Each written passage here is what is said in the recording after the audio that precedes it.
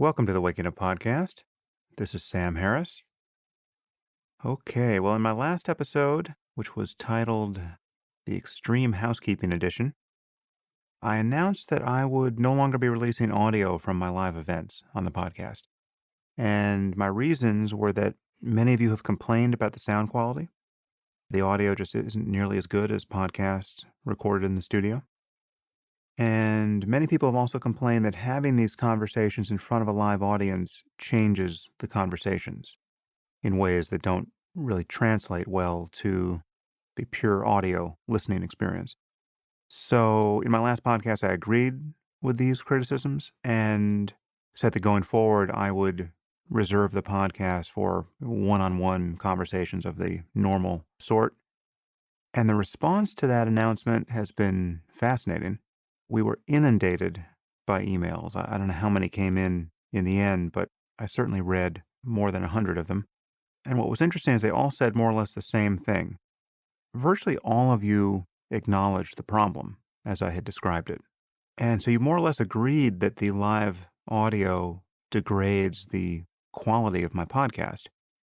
But all of you still want access to the audio. So you don't want to miss anything. You can't come to most of these events. So virtually everyone was quite dismayed to hear that the audio wouldn't be released. And virtually all of you suggested the same remedy, which is to release the audio on a separate feed along with my Ask Me Anything episodes. So in the end, that's what I'll do. The audio from everything will be released to subscribers. In addition, many of you also recommended that I make the jump to video for live events and stream live video the way I did for the Pinker Book Club event. And I will consider doing that as well.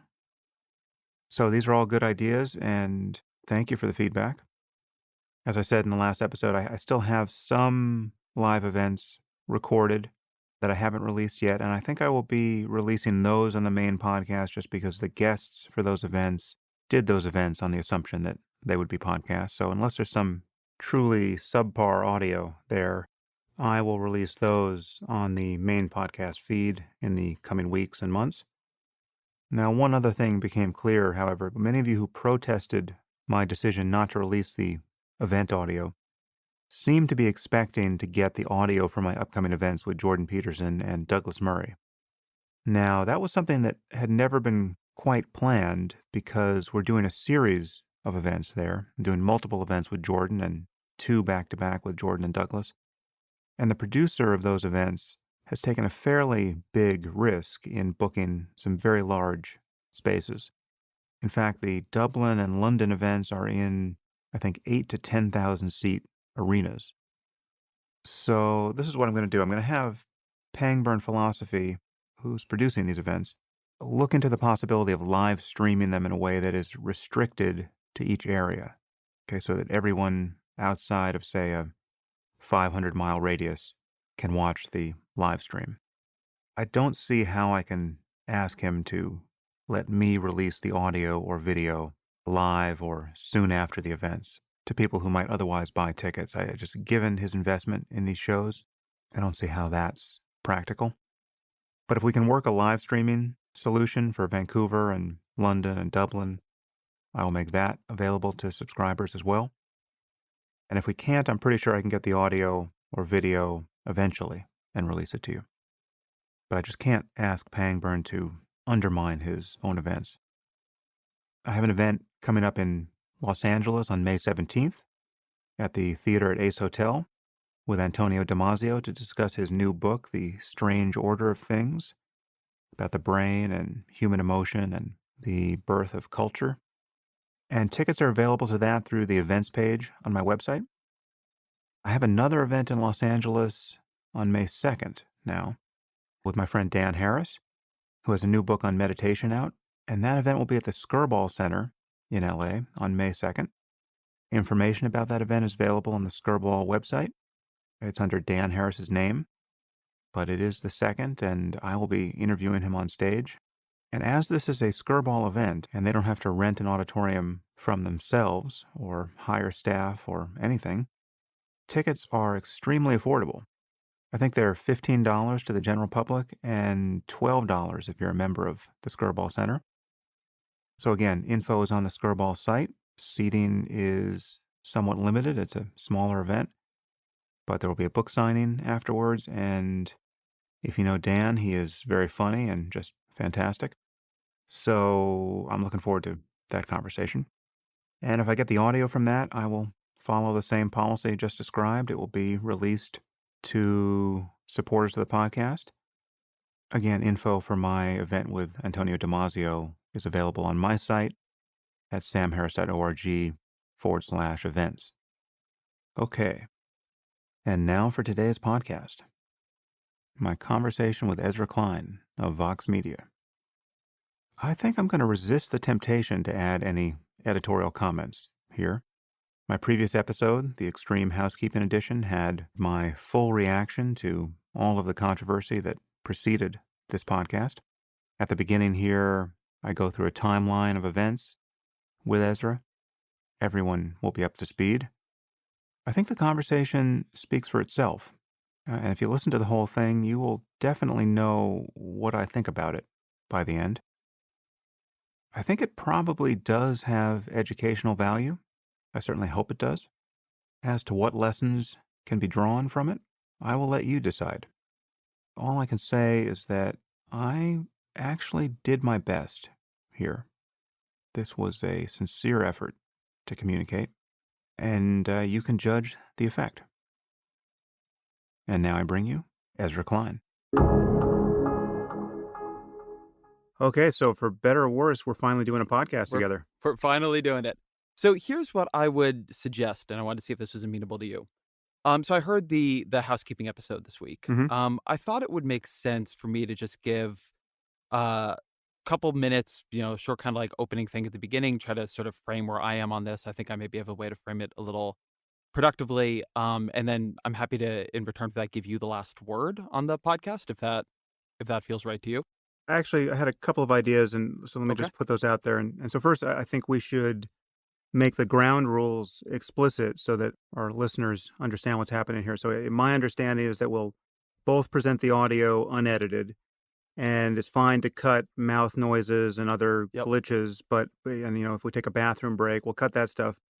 And we can have sidebar conversations that we both agree are off the record, but basically no meaningful words will be cut from the exchange. And Agreed. so we agree with that. Yep. And I had thought I'm happy to do this after you start, or it makes some sense, I think, to do it before you add what you just suggested. I thought I should summarize how we got here and just kind of go through the chronology so that people who are just hearing this for the first time understand about the email chain and who Charles Murray is and all that. I assume, I mean, look, we can do this in different ways, but my assumption was you tend to have, as I understand it, intros where you do stuff like that. I probably will too. Um, Yeah, but I think it would be good to avoid the perception that our account of how we got here is totally divergent. I think maybe I should give an account which you then can say, okay, yeah, that's the sequence of events as I understand it too. And sure. Here's my only hesitation on this, and I don't have a huge problem with it. If you feel strongly about it, we can do it. I I would worry about us ending up burning a lot of our time going back and forth on like how an email is described or something. So if we would just want to do a very neutral account of it, that's fine with me. But I wouldn't want to um end up with like a long chronology argument. yeah, so I'll do that, and then you'll jump in at the end of that and, Sounds and, great. and give me your current take. And obviously, I'll be describing this account from or this chronology from my point of view, but I'll flag the places where I think we have a different interpretation of what happened. But I think the sequence of events is totally objective here. So I just have a list of kind of the order of things. Almost exactly a year ago, I had Charles Murray on my podcast, and Murray, as many of our listeners will know, is the author of the notorious book, The Bell Curve, and it has a chapter on race and IQ and differences between racial measures of IQ that was extremely controversial. So Murray's a person who still gets protested on college campuses more than 20 years later. And while I have very little interest in IQ and actually zero interest in racial differences in IQ, I invited Murray on my podcast because he had recently been deplatformed at Middlebury College. and he and his host were actually assaulted as they left the auditorium. And in my view, this seemed yet another instance of a kind of moral panic that we were seeing on college campuses. And it caused me to take an interest in Murray that I hadn't previously had. So I had never read The Bell Curve because I thought it must be just racist trash, because I assumed that where there was, all that smoke, there must be fire. And I hadn't paid attention to Murray. And so when I did read the book and did some more research on him, I came to think that he was probably the most unfairly maligned person in my lifetime. It doesn't really run the risk of being much of an exaggeration there. And the most controversial passages in the book struck me as utterly mainstream with respect to the science at this point. They were mainstream at the time he wrote them, and they're even more mainstream today. So I perceived a real problem here of free speech and a man's shunning. And I was very worried. I felt culpable because I had participated in that shunning somewhat. I had ignored him. As I said, I hadn't read his book. I had declined at least one occasion where I could have joined a project that he was associated with. And I declined because he was associated with it, because I perceived him to be radioactive. So I felt a moral obligation to have him on my podcast. And in the process of defending him against the charge of racism, and in order to show that he had been mistreated for decades, we had to talk about the science of IQ and the way genes and environment almost certainly contribute to it. And again, IQ is not one of my concerns, and racial differences in IQ is absolutely not one of my concerns. But a person having his reputation destroyed for honestly discussing data, that deeply concerns me. So I did that podcast again exactly a year ago, and Vox then published an article that was highly critical of that podcast. And it was written by Eric Turkheimer and Catherine Harden and Richard Nisbett. And this article, in my view, got more or less everything wrong. Okay, it read to me like a piece of political propaganda. Hey, Sam. Again, yeah. So hearing this, I'm totally happy to have you do this on yours. Uh, I think this is a long kind of, and I totally get like from your Well, perspective thing on it, but but yeah, just imagine what it will be like for people coming to this podcast not knowing why we're having this I think conversation. that's fine. I just think that if we want to do it that way, let's just do a shorter version of this. Just like like I would suggest something more, not and expand on it how you want, but like, look, you had Murray on your podcast a year ago. You wanted, he had been deplatformed at Middlebury. You wanted to defend him. We published a article that was highly critical of you. I guess you can call it propaganda if you want, but obviously, the more you lean on this, the more this is going to become what we talk about. I It'll just take a long time. So it's like we've had a back and forth, published emails. Like I'm totally happy to have you summarize it, but I don't want us to spend like I don't want to feel like I'm sitting here for 10 minutes and then I have to go and do a point by point. I think that's not going to be productive. No, no. I mean, I think in my mind, I'm setting you up to say what you said you wanted to say, which is what your current take is on the situation. So yeah, I will be brief. So I reached out to you by email. I felt this article was totally unfair. It accused us of peddling junk science and pseudoscientific racialist speculation and trafficking in dangerous ideas. And I mean, Murray got the worst of it, but at minimum, I'm painted as a total ignoramus, right? There was one line which said, if, while I have a PhD in neuroscience, I appear to be totally ignorant of facts that are well known to everyone in the field of intelligence studies. And I think that you should quote the line if you want to quote a line. okay, so I don't think that's what the line said. the quote is, this is the exact quote. Sam Harris appeared to be ignorant of facts that were well known to everyone in the field of intelligence studies. Great. Now that's since been quietly removed from the article, but it was there and it's archived. So that's what I was reacting to. And I sent you an email where I was pretty pissed because, again, I felt I was treated totally unfairly, and as was Murray. And I was especially pissed that you declined to publish an article that came to us unbidden, that came to you unbidden. It was unbidden by me or Murray, from Richard Hare, who's the editor in chief of the journal Intelligence, and a far more mainstream voice on this issue than Nisbet or Turkheimer or Hardin. And he came to our defense and that would have done a lot to correct the record, but you declined to publish that. And so we went round and round by email. And I got increasingly exasperated over just how I perceived you in the email exchange. And there was some talk of us doing this podcast together, but then I pulled the plug on that because I felt it would be totally unproductive. And at the end of the email exchange, I said, if you continue to slander me, I will publish this email exchange because I felt that people should understand the actual backstory here and how this happened and why I'm not doing a podcast with you. And you did actually publish one more article from Turkheimer that took a shot at us, but basically we went radio silence for a year about, as far as I know. And then what happened is there was an article published in the New York Times by David Reich, a geneticist at Harvard, which made some of the same noises that Murray and I had made. And Murray retweeted it saying, wow, this sounds familiar. And then I retweeted it, taking a snide dig at you, saying something like, well, I hope Ezra Klein's on the case. Racialist pseudoscience never sleeps. And then you responded writing yet another article about me and Murray. And I felt this article was just as unfair as anything that had preceded it. In particular, I felt that you had summarized our email exchange in a way that was self-serving and that I didn't agree with. And so that prompted me to publish the emails. And I will be the first to admit, and I think you will agree with this, that backfired on me. The public perception of my publishing those emails was that it was not a good look for me at all. And most people who came to those emails cold thought I was inexplicably angry and that you seemed very open to dialogue. And it just, people had to do a lot of work to understand why I was pissed. And most people didn't do that work. I'm not saying that everyone who did the work, who listened to the podcast and read all the articles, would take my side of it, but anyone who didn't do the work thought that I was somehow the aggressor there. In particular, the fact that I was declining to do a podcast with you was held very much against me. And that caused me to change my mind about this whole thing because I realized, okay, I can't be perceived as someone who won't take on legitimate criticism of his views. And so I went out on social media just to see if, in fact, people really wanted us to attempt this.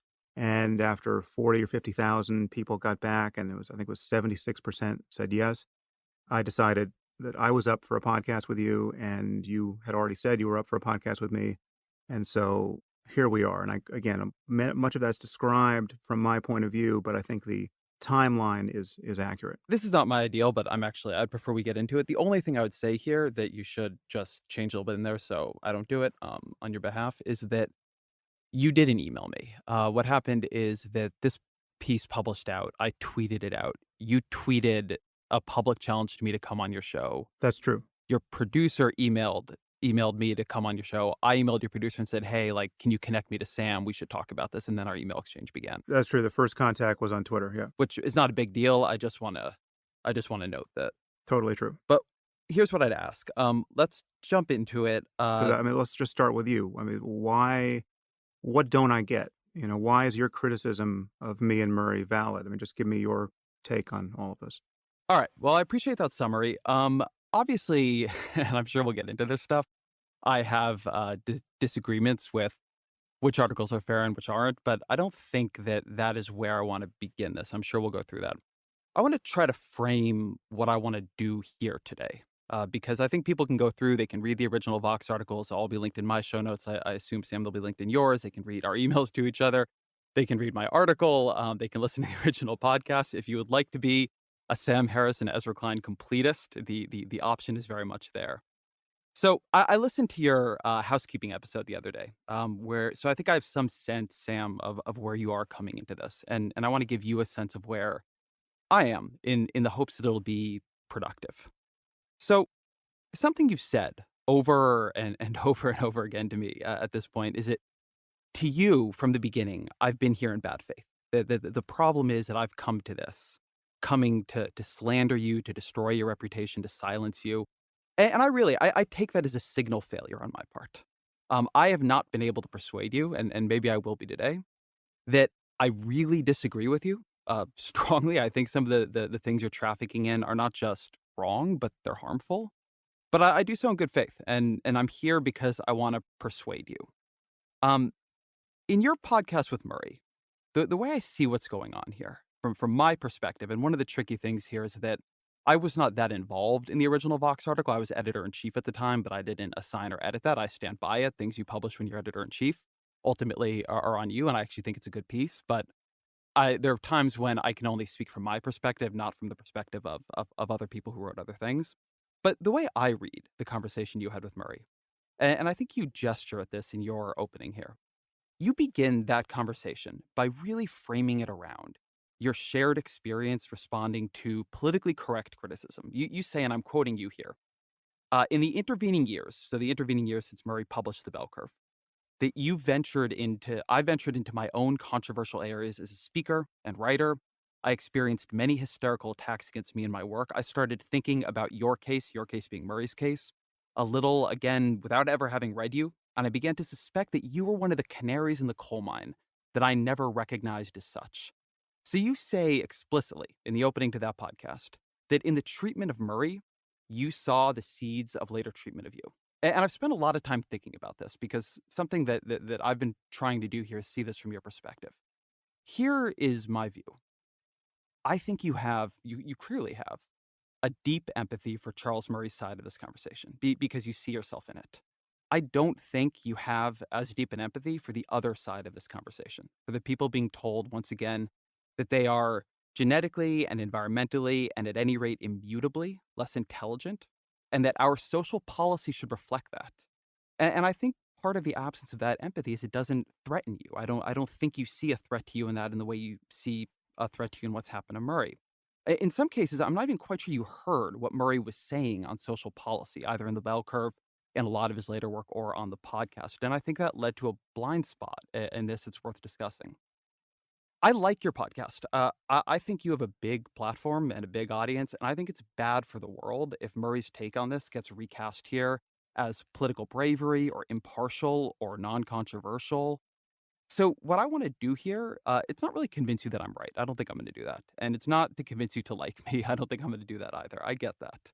What I want to convince you of is that there's a side of this you should become more curious about. That you should be doing shows with people like Ibram Kendi, who's author of Stamped from the Beginning, which is a book on racist ideas in America, which won the National Book Award a couple years back. People who really study how race and these ideas interact with American life and policy. I think the fact that we are two white guys talking about how growing up non-white in America affects your life and cognitive development is a problem here, just as it was a problem in the Murray conversation. And I want to persuade you that some of the things that the so-called social justice warriors are worried about are worth worrying about, and that the excesses of activists, while very real and problematic, they're not as big a deal as the things they're really trying to fight and to draw attention to. So maybe I'll take a breath there and let you in. Yeah, okay, that's a great start. So, I guess there's a lot to respond to there. I guess the first thing I wanna say is that there are 2 things I regret here, both in our exchange and in my podcast with Murray, and so I should just put those out first, I think. The first is that I was, as you said, very quick to attribute malice and bad faith to you in the email exchange, and it's quite possible I did this when it wasn't warranted.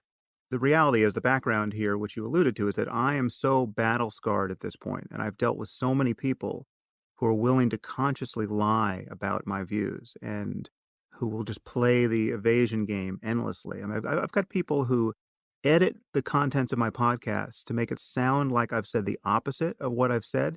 And then people like Glenn Greenwald and Reza Aslan forward these videos consciously knowing they're misrepresenting me. I mean, there's been so much pushback about this. There's been so much correction that at this point, the possibility that it's not conscious, the chance of that is zero, right? So I'm dealing with people on a daily basis who are just happy to smear me dishonestly simply to see what will stick. And in fact, when I published our emails, the tipping point for me was to see that Glenn Greenwald, Reza Aslan, and you in a single hour on Twitter had all hit me with stuff that I perceived to be totally dishonest. So my fuse is pretty short.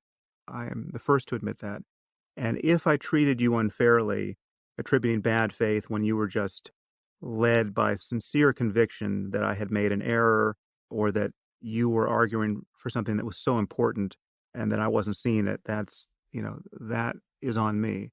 Now, that said, I think your argument is where it pretends to be factual, wherever you think it is factual, it is highly biased by political considerations. And these are political considerations that I share. The fact that you think I don't have empathy for people who suffer just the starkest inequalities of wealth and politics and luck, it's telling and it's untrue. I think it's even untrue of Murray. And the fact that you're conflating the social policies he endorses, like the fact that he's against affirmative action and he's for universal basic income. And I know you don't happen to agree with those policies. You think that would be disastrous. There's a good faith argument to be had on both sides of that conversation. That conversation is quite distinct from the science. And even that conversation about social policy can be had without any allegation that a person is racist or that a person lacks empathy for people who are at the bottom of society. So that's one distinction I want to make. And the other thing that I regret, which I think is this is the thing you're taking me to task for, and I understand it, but I do regret that in the preface to my podcast with Murray, I didn't add some full discussion of racism in America. And the reason why I didn't, or certainly at least one reason why I didn't, is that I had, maybe 2 months before that, done a podcast with Glenn Lowry, the economist at Brown, who happens to be black. And I mean, Glenn is fantastic. He's got his own podcast, The Glenn Show, which everyone should watch. But so Glenn was on my podcast, and we were talking about race and violence in America. And I prefaced the conversation with a fairly long statement about the reality of white privilege and the past horrors of racism.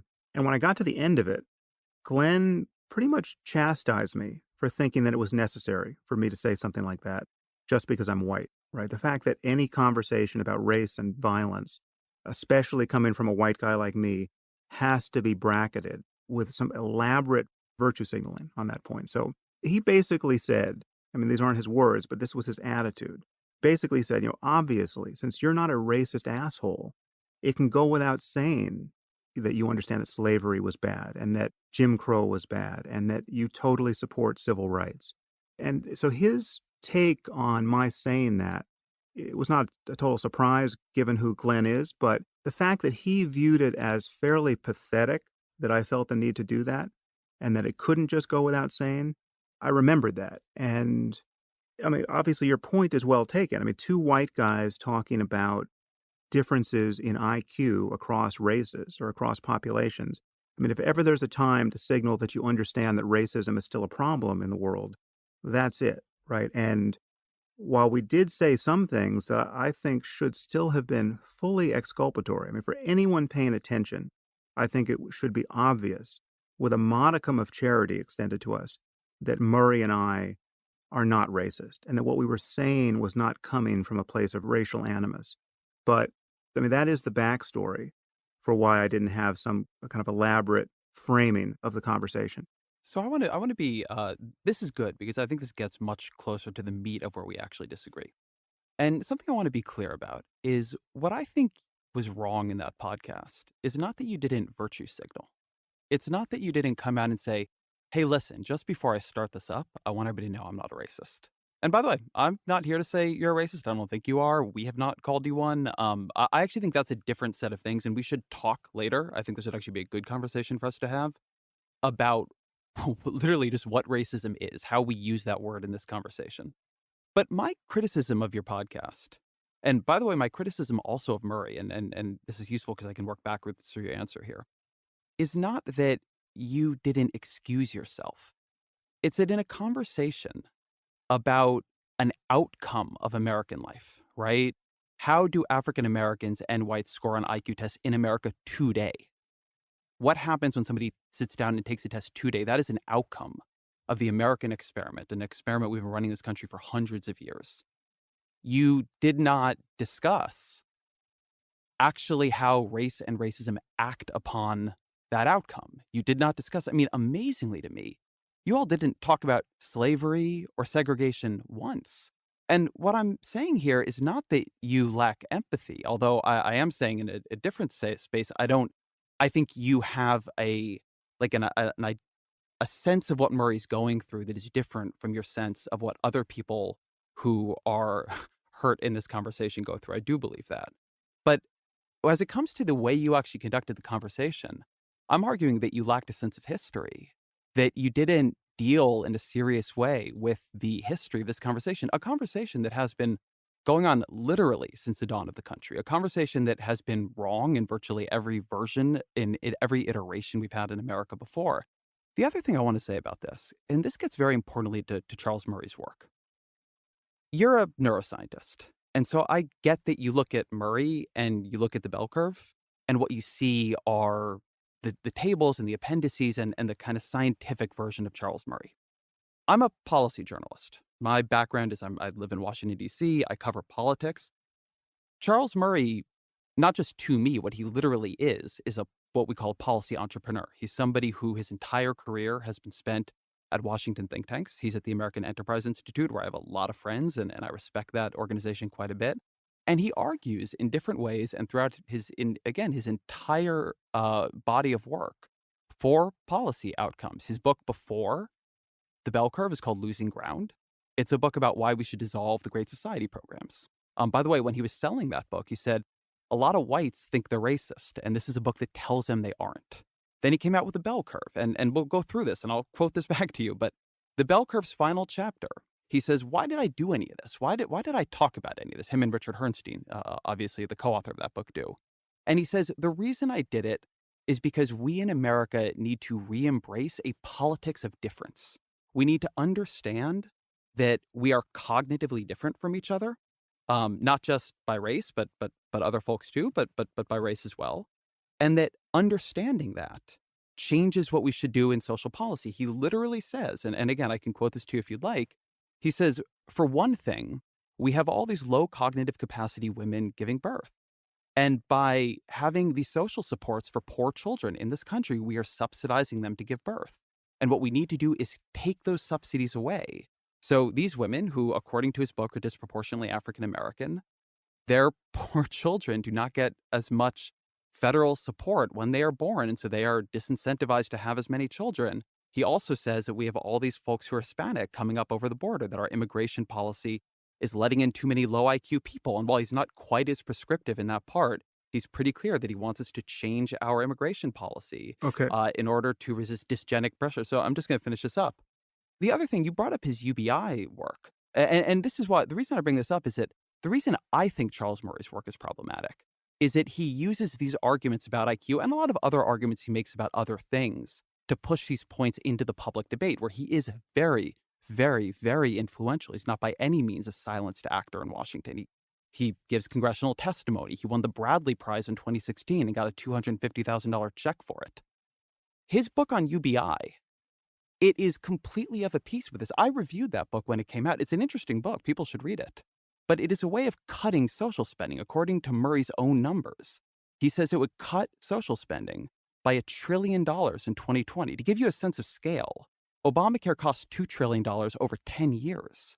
So this is another book in a different way that is a huge argument for cutting social spending, which in part he justifies by saying, we are trying to redress racial inequality based on an idea that is a product of American history, when in fact it is some combination of innate and environmental, but at any rate, it is not something we're going to be able to change. And so we should stop trying, or at least stop trying in the way we have been. Okay. Ezra, again, you can't conflate his views on social policy with an honest discussion of empirical science. Those are two separate conversations. You can agree about the data or disagree in a good faith way about the data and have a separate conversation about what to do in response to the data, and then disagree in a good faith way about that. Now, I'm not defending Murray's view of what the social policy should be. I'm open-minded about universal basic income. I think there can be a good faith debate about many of these topics.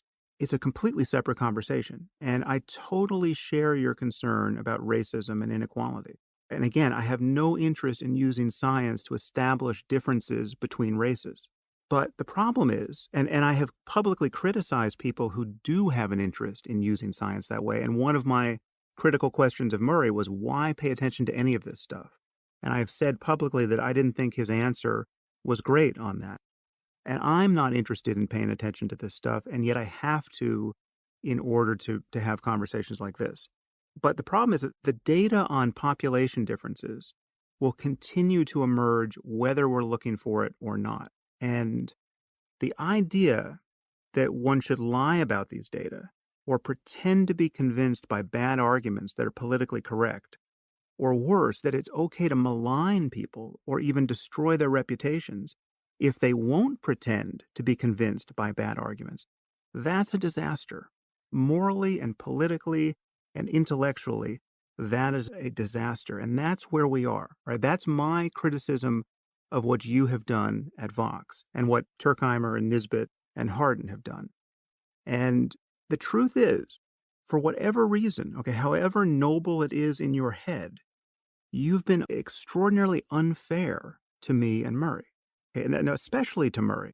I just want to give you a couple of examples here. I think we have to go into this issue of, you just claimed you didn't call us racist, right? You didn't use the word racist. I'll grant you that. You used the word racialist, right? Which most people will read as racist. But even if that is an adequate way to split the difference, everything else you said imputed, if not an utter racial bias and a commitment to some kind of white superiority. You say again and again that, here's a quote from your article. This is actually the subtitle of the article. And when I called the podcast with Murray Forbidden Knowledge, you said it isn't forbidden knowledge. It's America's most ancient justification for bigotry and racial inequality, right? We're shilling for bigotry and racial inequality. And then you convict Murray, again, this is a quote, of being engaged in a decades-long focus on the intellectual inferiority of African Americans. Now, honestly, that is a smear. Murray has not been focused on African Americans. He's been waging a decades-long battle to survive being scapegoated by people who insinuate that he's a racist. And the nature of that battle is to continually you have to keep touching this issue to get the slime off of you. But as you know, the bell curve was not focused on race. There's just one chapter on race. And the truth is that, and you almost alluded to this in what you just said, the truth is that Murray is just as worried about unearned privilege as you are. He's just worried about a different kind of privilege. You could call it IQ privilege, right? And the bell curve is an 800-page lament on this type of privilege.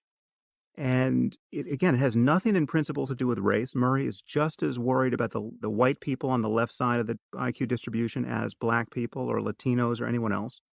And you could have said it would be just as true to describe him as having been involved in a decades-long focus on the superiority of Asians over white people, okay? Because that's also part of the story. And, you might ask yourself why you didn't do that. But I want to read a quote from Murray on my podcast because this is, again, I'm not at all arguing for his social policies. I just want us to be fair to the man. And so this is a quote. If there's one thing that writing the bell curve did, it sensitized me to the extent to which high IQ is pure luck. Okay, none of us earn our IQ, whether it's by nature or nurture. We aren't the ones who did the nurturing. Hard work and perseverance and all those other qualities are great, but we can't take credit for our IQ. We live in a society that is tailor-made for people with high IQs. The people who got the short end of the stick in that lottery deserve our admiration and our support if they're doing everything right. And so that's the end of the quote. He is worried about a world where success is determined by a narrow range of abilities. And these abilities, whether they come from nature or nurture, are distributed unequally. That's guaranteed to be true. We just know that they can't possibly be equal, both among individuals and across groups, and when you're talking about the averages in groups. And he's totally committed, as I am. Again, I don't know how many times you have to reiterate this in a podcast to make it stick, but the punchline here is that everyone has to be treated as an individual, that we have to get past thinking about groups. There's more variance within a group than between groups, and everyone has to be encountered on their own merits. And he's totally clear about that. So to paint him as callous and as racist and as essentially a white supremacist, You're talking he's fixated on the inferiority of blacks on your account. It is irresponsible and unethical, and that's the kind of wrong that I was trying to address by giving him a platform on my podcast, and that is what produced so much outrage in me in our email exchange. When I hear this, I actually really wonder how much I want to be careful here. I know Charles Murray. When I wrote my very first piece as a journalist in Washington, it was a piece about poverty. I interviewed him for it. I've reviewed his books. I've talked with him. My wife is writing a book about UBI, actually. He's quoted in the book. I do not want Charles Murray silenced, and he's a lovely guy interpersonally. There's no doubt about that. And the quote you read from him about luck, I want to put a pin in that because there's a whole conversation I want to have with you about that quote. If Charles Murray followed what that quote implies, I think things would look very different with him and with my view of his career. But I do think I need to go through some of what you said here. So, first, I don't know how much you understand Charles Murray's career. As I said, his first book is Losing Ground. It's a book about the Great Society. In the It's a interest of book that he time and basic human sanity here, Ezra, no, I'm I worried that what you're going to do is all the stuff you're gonna cover is actually irrelevant because one. hey Sam, I've let you had your say.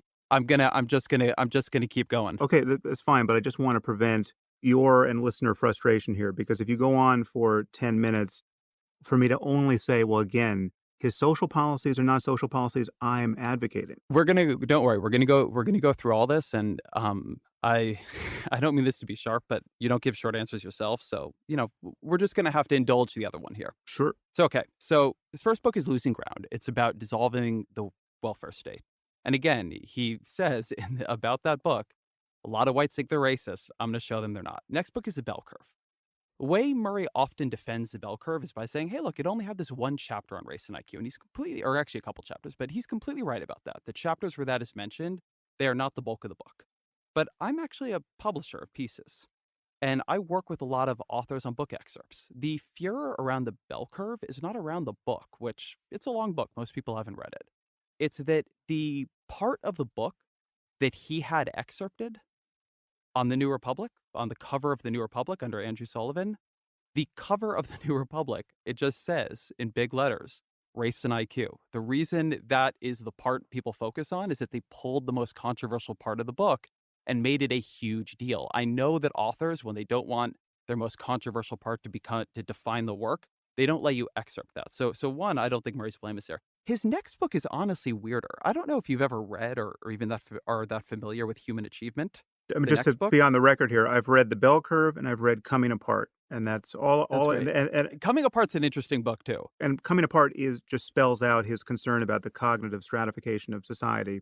So Human Achievement is a book where Murray, and comes right after the bell curve. And when I describe this book, I almost feel like people are not going to believe me, but go look it up. Murray wants to quantify the human achievements of different races. And the way he does that is he looks in a bunch of encyclopedias and he literally counts up the amount of space given to the accomplishments of artists and philosophers and scientists from different places. And he uses that to say Europeans, white Europeans, have done the most to push forward human achievement. One criticism that I and other people have of Murray is that he often looks at indicators that reflect inequality and uses them to justify inequality. That book is like one of the most massive correlation causation errors I can possibly imagine. So now the next thing you say is that in doing this, that I am conflating two things. I'm conflating just a calm discussion you two had about the science with the social policy agenda. I want to read you actually what was said in your discussion with Murray about this, because this is actually why I am interested in it. When you were talking with Murray, one thing I think to your credit is you repeatedly asked him, hey, why do this at all? Why have this whole discussion about race and IQ? What are we doing here? So you say, why seek data on racial differences at all? What is the purpose of doing this? And Murray responds, and I'm quoting, because we now have social policy embedded in employment policy, in academic policy, which is based on the premise that everybody's equal above the neck, whether it is men or women or whether it is ethnicities. And when you have that embedded into law, you have a variety of bad things happen. And then you ask it again. You say, needless to say, I'm sure we can find hate supremacist organizations who love the fact that the bell curve was published and admonish their members to read it at the first opportunity. Why look at this? How does this help society give more information about racial difference? And Murray, again, I'm not going to read the whole thing because I think that would be dull, gives a long answer about affirmative action and why it is bad. So I am not the one conflating this, number one. I am listening to the conversation you had. I'm listening. I'm a close reader of Murray's work. And Okay, the reason I care about this stuff is because I care about what the actual social policy outcomes are. Ezra, then The you don't final know what I thing, mean hey, by conflate. Let me just, I got to clarify this. Sam, This is you confusion. This can is just, respond to everything when I'm done. I promise. I will shut up and let you talk. The final thing that you did, in your answer to me here was you said again and again, people pretending to believe politically correct ideas, people pretending to believe bad evidence. A couple things on that. I don't doubt your sincerity in this, but I can assure you that Nisbet and Paige Harden and Eric Turkheimer and me, we actually believe what we believe. And one of the things that has honestly been frustrating to me in dealing with you is you have a kind of a very sensitive ear to where you feel that somebody has insulted you, but not a sensitive ear to yourself. During this discussion, you've called me, and not through implication, not through something where you're reading in between the lines. You've called me a slanderer, a liar, intellectually dishonest, a bad faith actor, cynically motivated by profit, defamatory, libelous. You've called Turkheimer and Nisbet and Paige Harden. You've called them fringe. You've said just here that they're part of a politically correct moral panic. I do think that you need to do a little bit more here to credit the idea that there just is a disagreement here. And it's a disagreement in part because people are looking at different parts of this with different emphasis, but also disagreement because people look at this issue and see different things. I often hear you on your podcast talk about how it's important to try to extend the idea of sincerity. And one thing that is annoying is that, among the one thing that I have not done is assume that you don't believe what you believe. Everybody here is trying to have an argument about something that is important, that in Murray's words is about how we end up that should feed into how we order society, what we do to redress racial difference. And that's not just a high stakes conversation, it's also one where people just disagree. okay. So, untangling a bit of confusion here. I guess there's two topics here that I should address. I think we have to talk about what it means to insinuate that someone's racist, but the conflation issue. I get that you hate his social policies. I get that you see that he thinks his social policies are justified by what he thinks is empirically true in the world of data and facts and human difference. So there's a connection there, right? And you're worried that if one takes the data seriously in the way that he takes it seriously, if one endorses his interpretation of the data from psychology or psychometrics or behavioral genetics, that will lead to social policies that you find abhorrent or that you think will produce a massive amount of inequality or suffering or something wrong. And I get that. But the conflation is that talking about data is one thing. Talking about what should be done in light of the facts that you acknowledge to be true or are likely to be true is another. And there can be good faith disagreements in both of those conversations. Those conversations are not inextricably linked. And what I am noticing here is, and what I've called a moral panic, is that there are people who think that if we don't make certain ideas, certain facts taboo to discuss, if we don't impose a massive reputational cost in discussing these things, then terrible things will happen at the level of social policy. That the only way to protect our politics is to be, again, this is a loaded term, but this is what is happening from my view scientifically, is to be intellectually dishonest, to be led by confirmation bias. Confirmation bias is a real thing, and this is the situation I think we're in. Everything you've said about the politics and the historical wrongs of racism, which you wrote about a lot in your last piece, I totally agree with.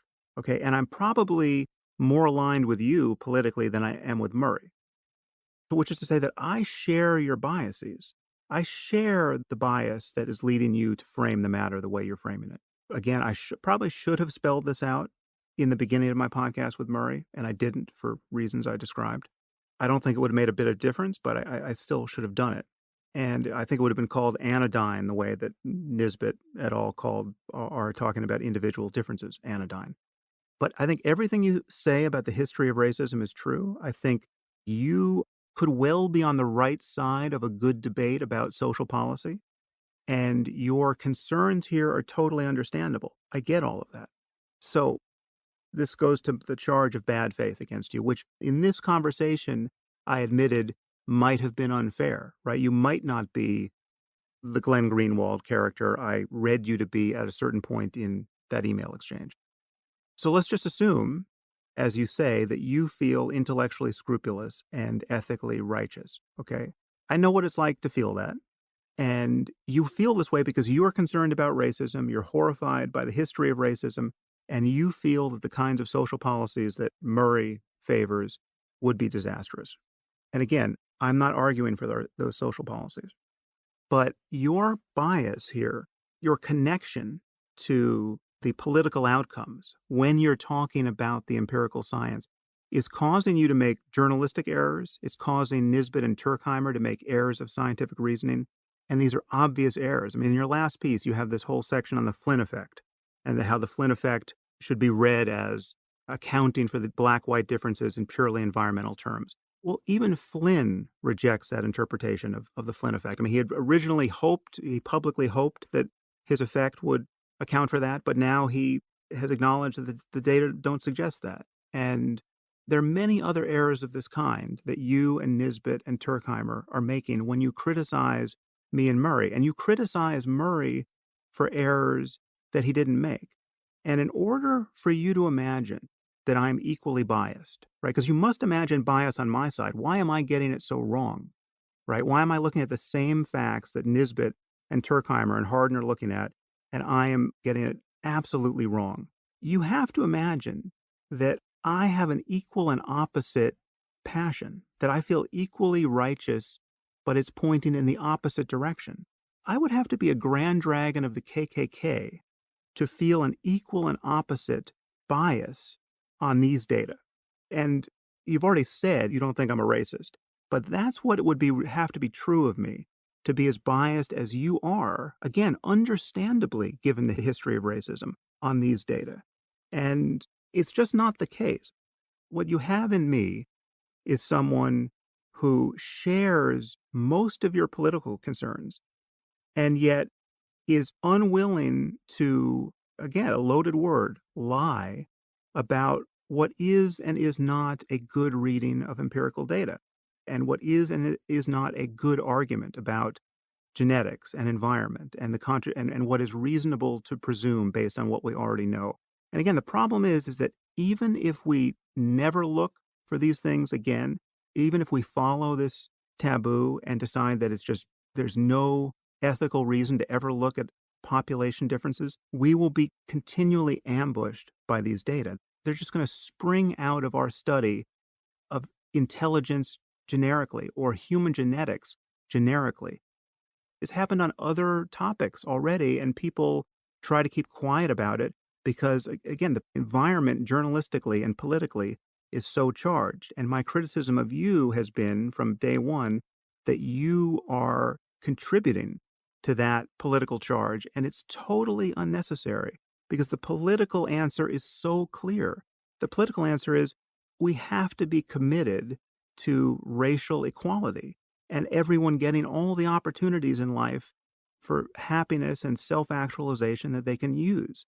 And we're nowhere near achieving that kind of society. And the real racists are the people who are not committed to those goals. There's so much there. I actually really appreciate that answer because I think it helps open this up. So let me say a couple things here. One of the things I've come to think about you that I actually did not come into this believing is you're very quick to see a lot of psychological tendencies, cognitive fallacies, etc. in others that you don't see applying to yourself or people you've sort of written into your tribe. So you say words in there like confirmation bias, etc. to me about Murray, about how we're looking at Murray. And the whole thing I just told you is that Charles Murray is a guy who works at conservative think tanks, whose first book was about why we should get rid of the welfare state, who is his whole life's work is about breaking down social policy. So, to the extent that I have any biases that flow backwards from political commitments, so does he. We're all But on. what's my bias? So I'm going to go through that. Don't worry. I promise you, I will get to your bias very quickly. I do want to note you mentioned James Flynn here. To prepare for this conversation, I called Flynn the other day. I spoke to him on Monday. His read of the evidence right now, and this is me quoting him, he says, I think it is more probable than not that the IQ difference between black and white Americans is environmental. As a social scientist, I cannot be sure if they have a genetic advantage or disadvantage. So that is what James Flynn thinks as of Monday. So then you ask me, and I think this is a good question because I think this gets to the core of this, and it gets to where I tried to open us up into. You your view of this debate is that to say that you have a bias in it is to say in your terms that you're like the grand dragon of the KKK. That the only version of a bias that could be influencing what you see here is a core form of racism. That's actually not my view of you, but I do think you have a bias. I think you have a huge sensitivity. Let's put it that way. And you have a lot of difficulty extending an assumption of good faith to anyone who disagrees with you on an issue that you code as identity politics. And there's a place actually where I think you got into this in a pretty interesting way. I went back and I read your discussion with Glenn Lowry. At the beginning, when you're talking about why you chose to have Glenn on the show, you say, my goal was to find an African American intellectual who could really get into the details with me, but whom I also trusted to have a truly rational conversation that wouldn't be contaminated by identity politics. To you, engaging in identity politics discredits your ability to participate in a rational conversation and is something, as far as I can tell, that you do not see yourself as doing. So here's my question for you on that specific quote. What does it mean to you, particularly when you're talking about something like race, to have your ideas contaminated by identity politics? What I mean by identity politics is that you are reasoning on the basis of, skin color or religion or gender or some particular trait which you have by accident. You fell into that bin through no process of reasoning on your own. You convinced to be white or black. And to reason from that place as though because you're you, because you have the skin color you have, certain things are true and very likely incommunicable to other people who don't share your identity. So, I view this as the most unhappy game of Dungeons and Dragons ever. People have these various stories of victimology that if you do the arithmetic one way, one group trumps another way, it gets reversed.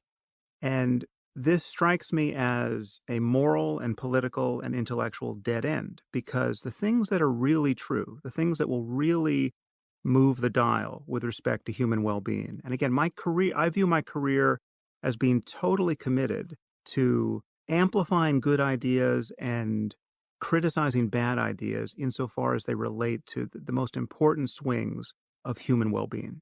So my concern is how can the future be better than the past? How can we get to a world where we cancel the worst effects of bad luck, given that some people are hugely lucky and some people aren't?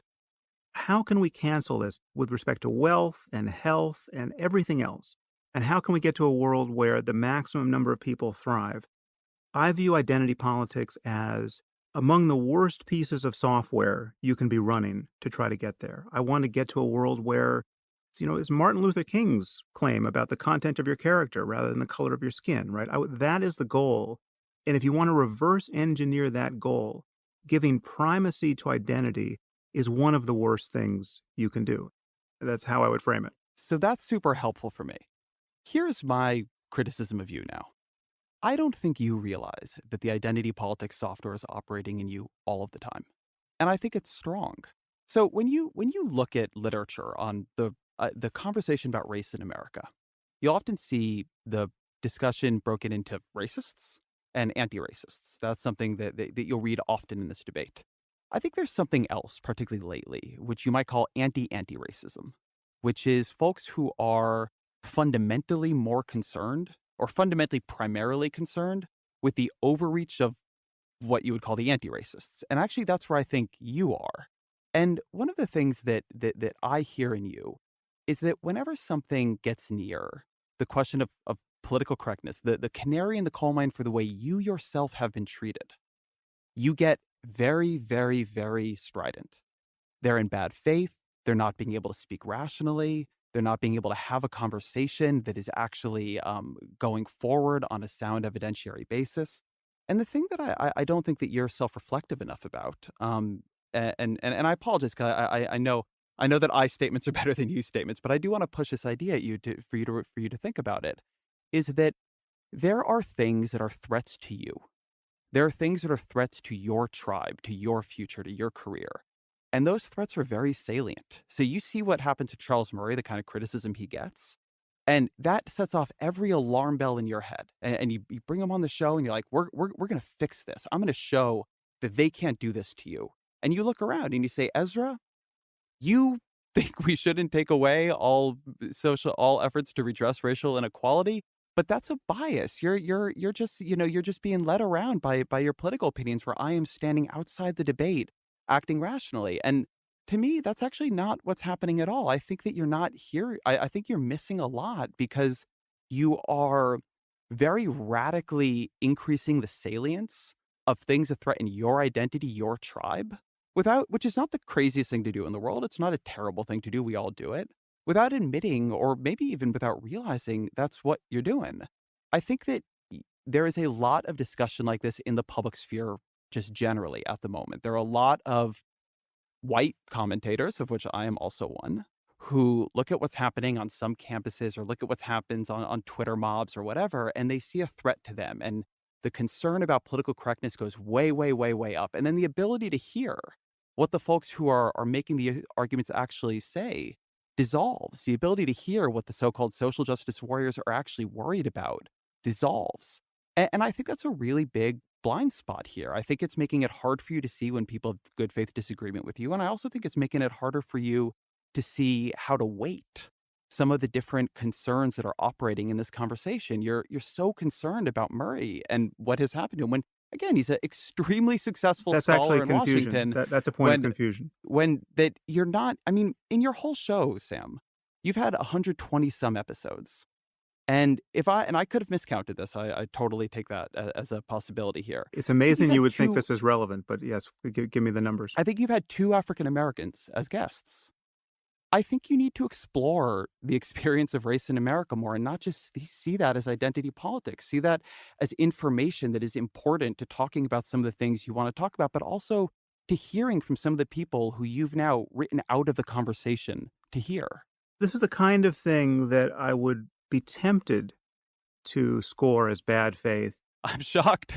in someone else, but actually, I think this is a point of confusion, but it is nonetheless confusion here. So, your accusation that I'm reasoning on the basis of my tribe here is just false. This is the whole game I play. This is my main focus in constructing my worldview and having conversations with other people. When I'm thinking about things that are true, that stand a chance of being universal, that stand a chance of scaling, these are the kinds of things that are not subordinate to a person's identity.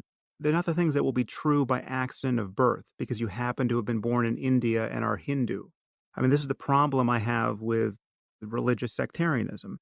This is the problem I have with nationalism or any other kind of tribalism that can't possibly scale to a global civilization that's truly cosmopolitan, where when you're reasoning among strangers, you have to converge on solutions to problems that work independent of who you happen to be. I mean, this is why, John Rawls's veil of ignorance thought experiment was so brilliant.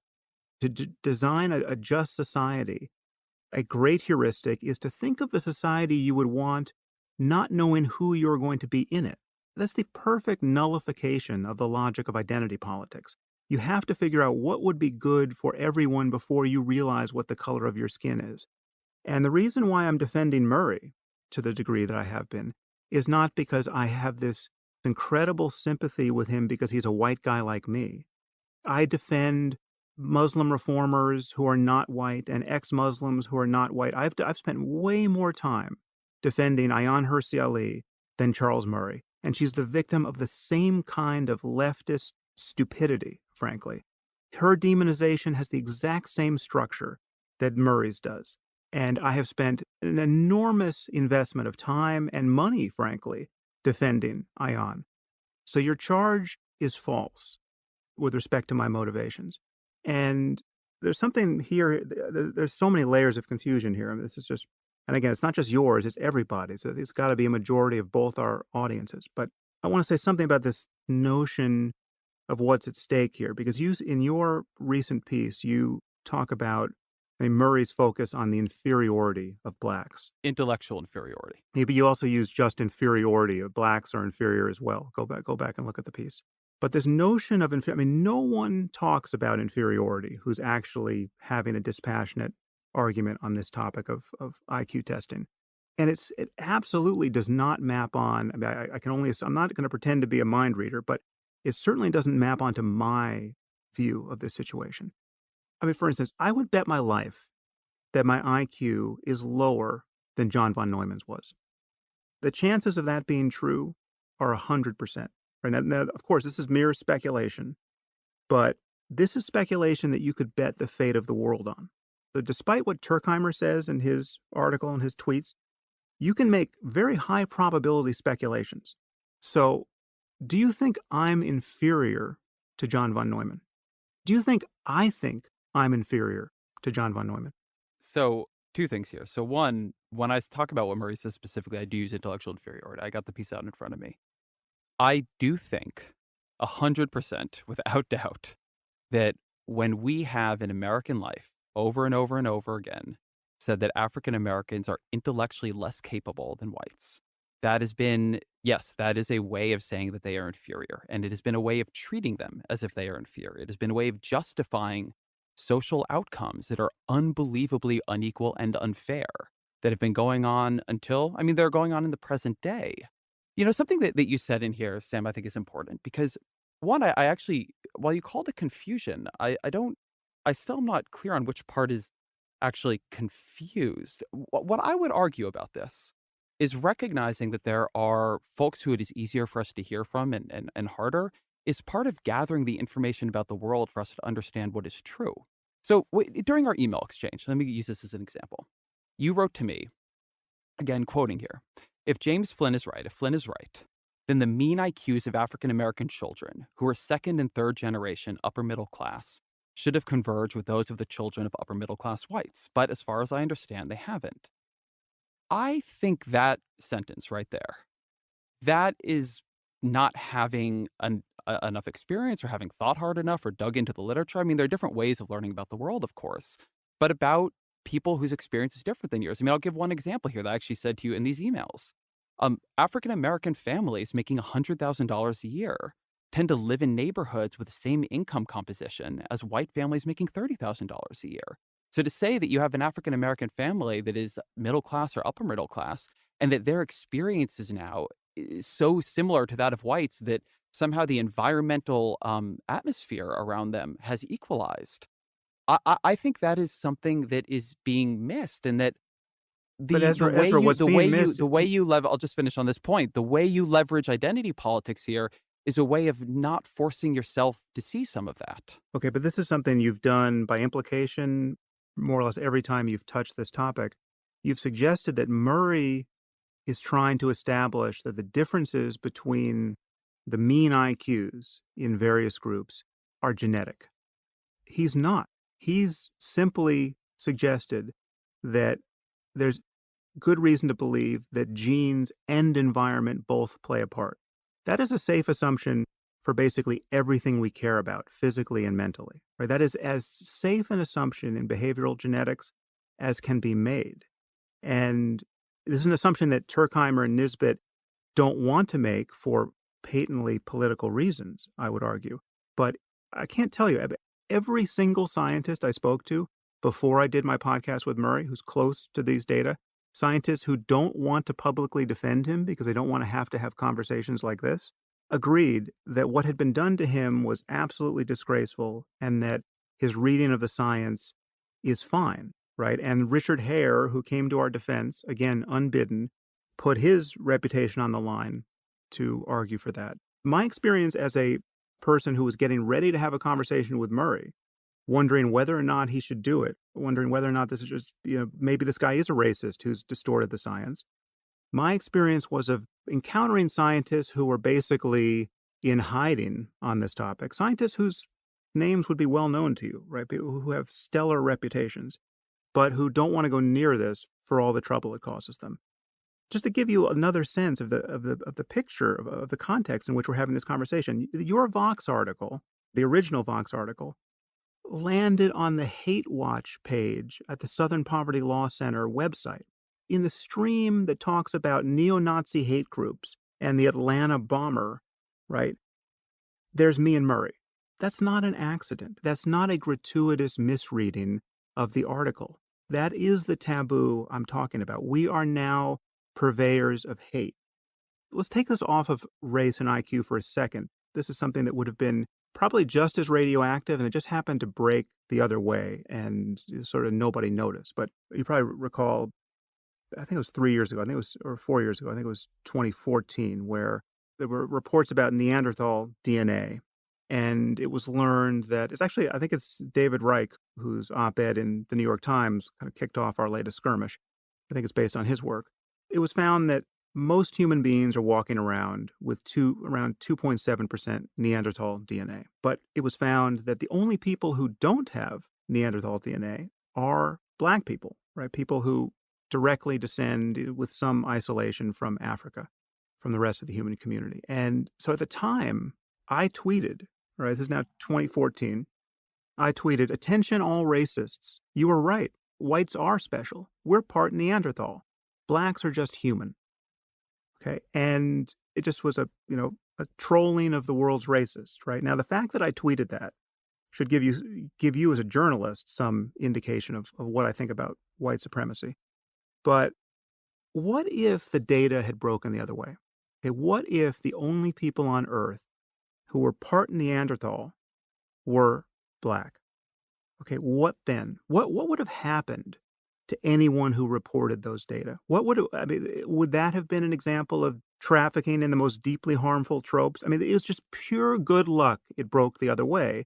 And yet, this is the kind of thing that will keep coming at us. And this is the problem that you appear to be unprepared for. And it's the problem that you, in the face of which you appear to be willing to believe people who are not speaking with real integrity about data because it serves political ends. And you appear to be willing to help destroy people's reputations who take the other side of these conversations. And the problem is this: we know that we will discover things about populations that can appear invidious and appear politically inconvenient. And we don't know when we will discover them. We know that there is enough variation, both genetically and environmentally, that if we looked at differences among the Inuit and the Koreans and the people from Latin America, we're going to find differences. And again, these differences don't always make white people look good. The Asian IQ data is the reverse of the Black-white difference thus far, psychometrically. And no one is worried about Asian privilege, right? I mean, we got Asians suing Harvard University today because they're being excluded from Harvard. And that's the other side of this affirmative action question. And we have to figure out some way to solve this. And the political response, the basic political response, I mean, the policy response is open to good faith debate, but the basic one has to be not identity politics, but a commitment to basic fairness for all individuals, no matter what nominal group they seem to be a part of. Because again, these groups are poorly defined. Most of these groups are defined based on people's self-identification. You could find out on genetic analysis that they don't even come from where they thought they came from, right? But however you define a group, you will find differences. And to treat those differences as in principle radioactive, that is just it is a bad strategy going forward. It will produce political harm, it will produce intellectual harm, and it is what explains the fact that I have people, reputable scientists in my inbox who have totally taken my side in this, but who are too afraid to say so publicly. And the reason why they should be afraid is proven by the fact that I'm now on the Southern Poverty Law Center website as a hate monger. So, a couple things here. So, one, I want to go back to something you say in here about, I just want to call out that you keep doing this thing where you say, there are all these people who disagree with me, and they disagree with me because they're not willing to read the data with integrity. I am not telling you you're not reading the data with integrity. You keep telling others that, and I You think that, called me and a I think very pseudoscientist and a junk scientist over and well, I over think again. I think the scientists call the Nisbet and Page Hardin and Turkheimer said that they believe Murray's interpretation of this ultimately is pseudoscience and way out front of the data. In fact, by the way, You the know Reich Turkheimer has piece, apologized for that. What do you do with the Turkheimer fact that said that Turkheimer he's said apologized for that? that he holds all. I spoke with him yesterday. He holds all the same views on this, but he feels that that wasn't helpful to the debate, which is nice of him. He maybe, it's good to keep the debate's temperature down, but that doesn't change his view. Okay, but if it's not junk science, then it's a disagreement about the actual science. I think the Tur I think you're gonna have to ask Turkheimer what he thinks on this. I think you're misreading him. At any rate, I think it would be not useful for us to spend our time on that. They David Reich, in the very article that you sent to me, his view on this is that whatever we think now is gonna be proven wrong. That whatever confidence we have now is gonna be shown to be incorrect. That the ideas and the information coming down the pike are going to surprise us. So the argument of Turkheimer, Page Hardin, Nisbet in the piece that and again, people should go to the show notes and read these pieces, is that who knows, maybe sometime in the future we'll find this, but right now, there's no reason to believe it. Now, one thing you said that I say, I one don't know what it is in this case. that it is that there is a negative IQ difference that is in part genetic for African Americans. That is the it. Now, one thing that you say I say is that I keep saying Murray calls this genetic. I, he does. He's pretty clear there's a genetic component. So are you in the piece. I can quote it back, but it's completely true that he says I don't know what the numbers are. What is interesting about the move Murray makes, and this is the thing that I call out in my piece and have talked about a bit, is that what Murray is intent on showing is it genetic or environmental? It can't be changed. It's immutable. He says there is this notion, and this was in your podcast. There is this notion that if traits are genetically determined, that's bad, and if they're environmentally determined, that's good because we can do something about them if they're environmental. There's one lesson that we've learned from the last 70 years of social policy. It is that changing environments in ways that produce measurable results is really, really hard. We actually don't know how to do it no matter how much money we spend. If you go read both the original and the second Vox pieces, they're primarily about this claim. They're primarily about the claim that we cannot change these outcomes. They're primarily about the claim that, you know what, if you move people into, say, the correct form, into adoption, into high income families, they have a 12 to 18 point IQ change. There is tons and tons of evidence. Now we're getting into my world again in the realm of social policy of not just effects from social policy on one generation, but multi-generational effects from things like Medicaid and so on. And so one place where I think this is important is that a lot of the debate here, and a lot of the reason people care about it, is that if you're saying things are immutable, often people say they're immutable because they're genetic. Murray actually says they're immutable really no matter what.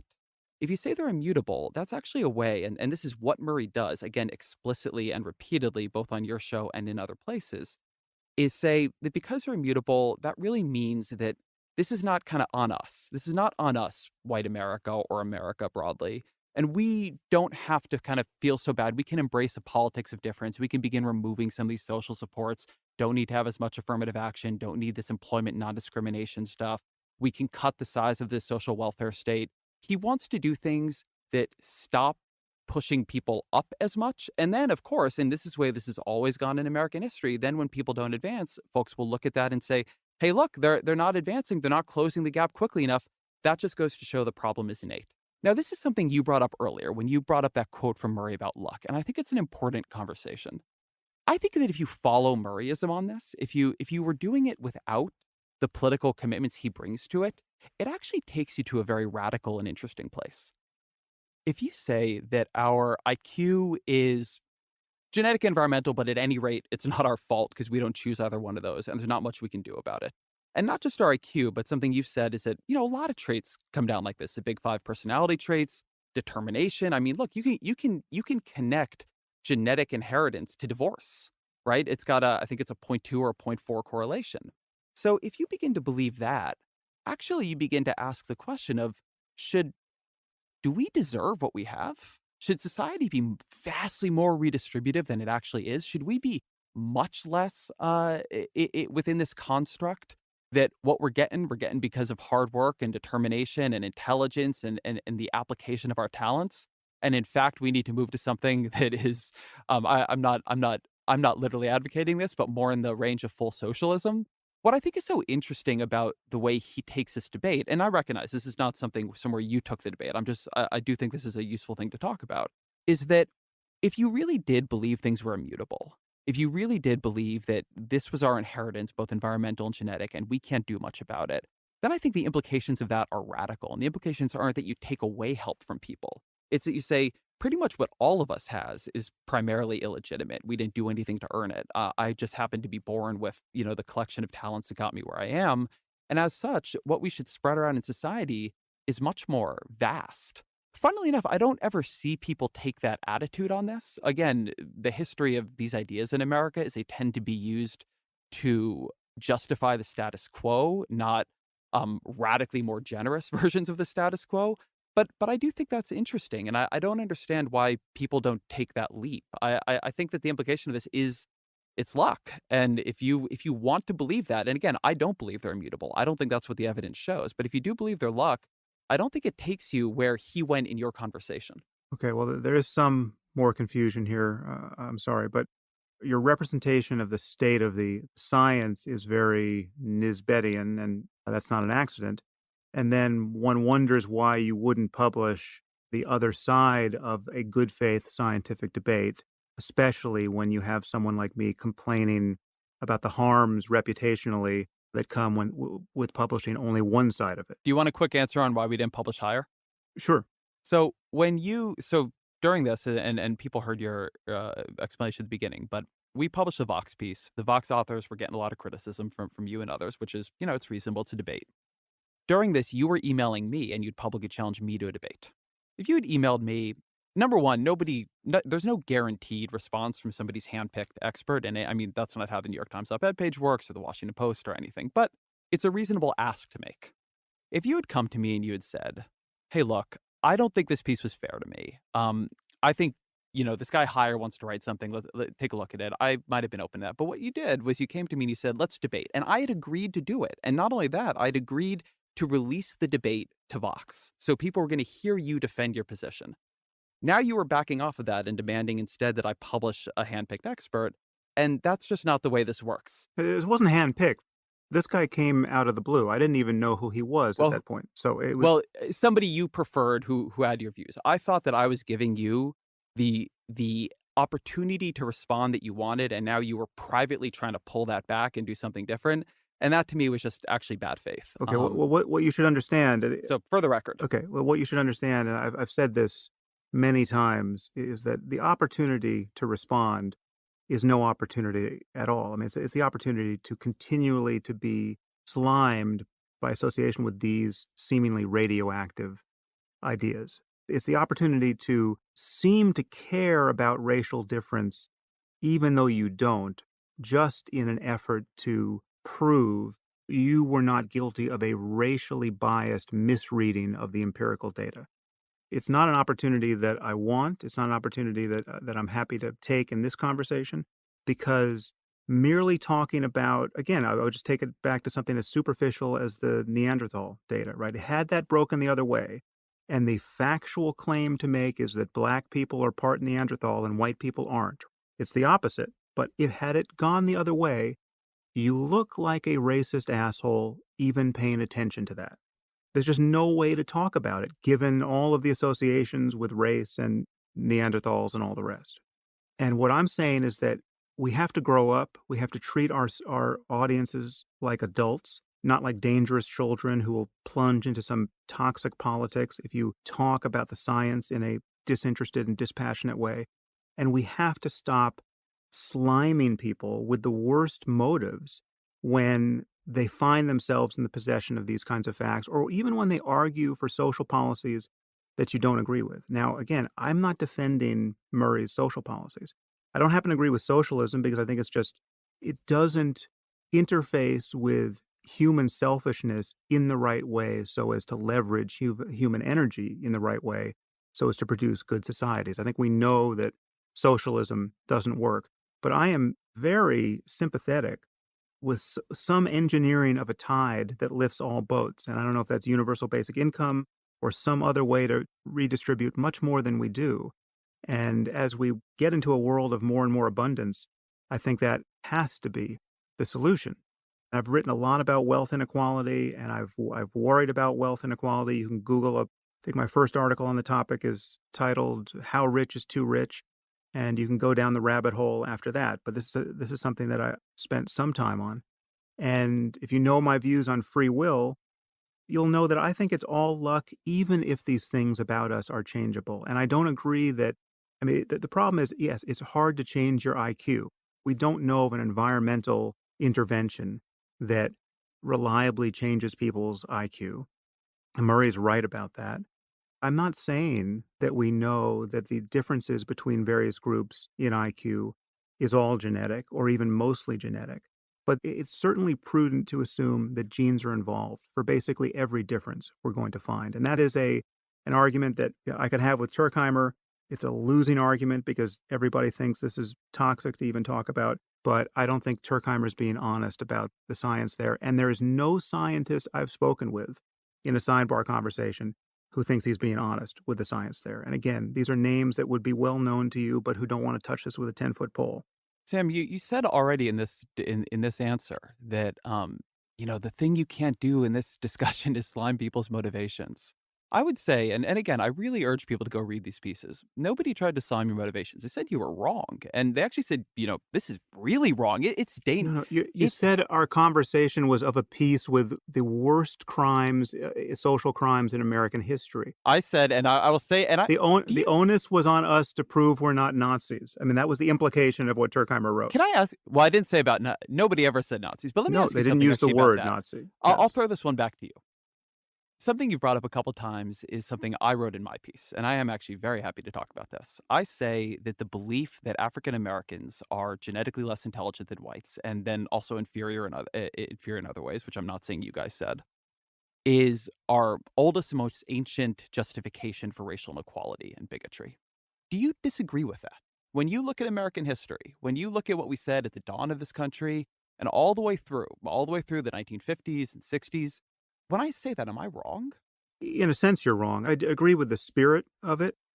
I mean, I think you could say the Bible is just as much of a justification. The notion that the race of Ham came under a curse and that these races were have a separate theological stature. You had Bible thumping racist maniacs defending slavery and without any reference to science.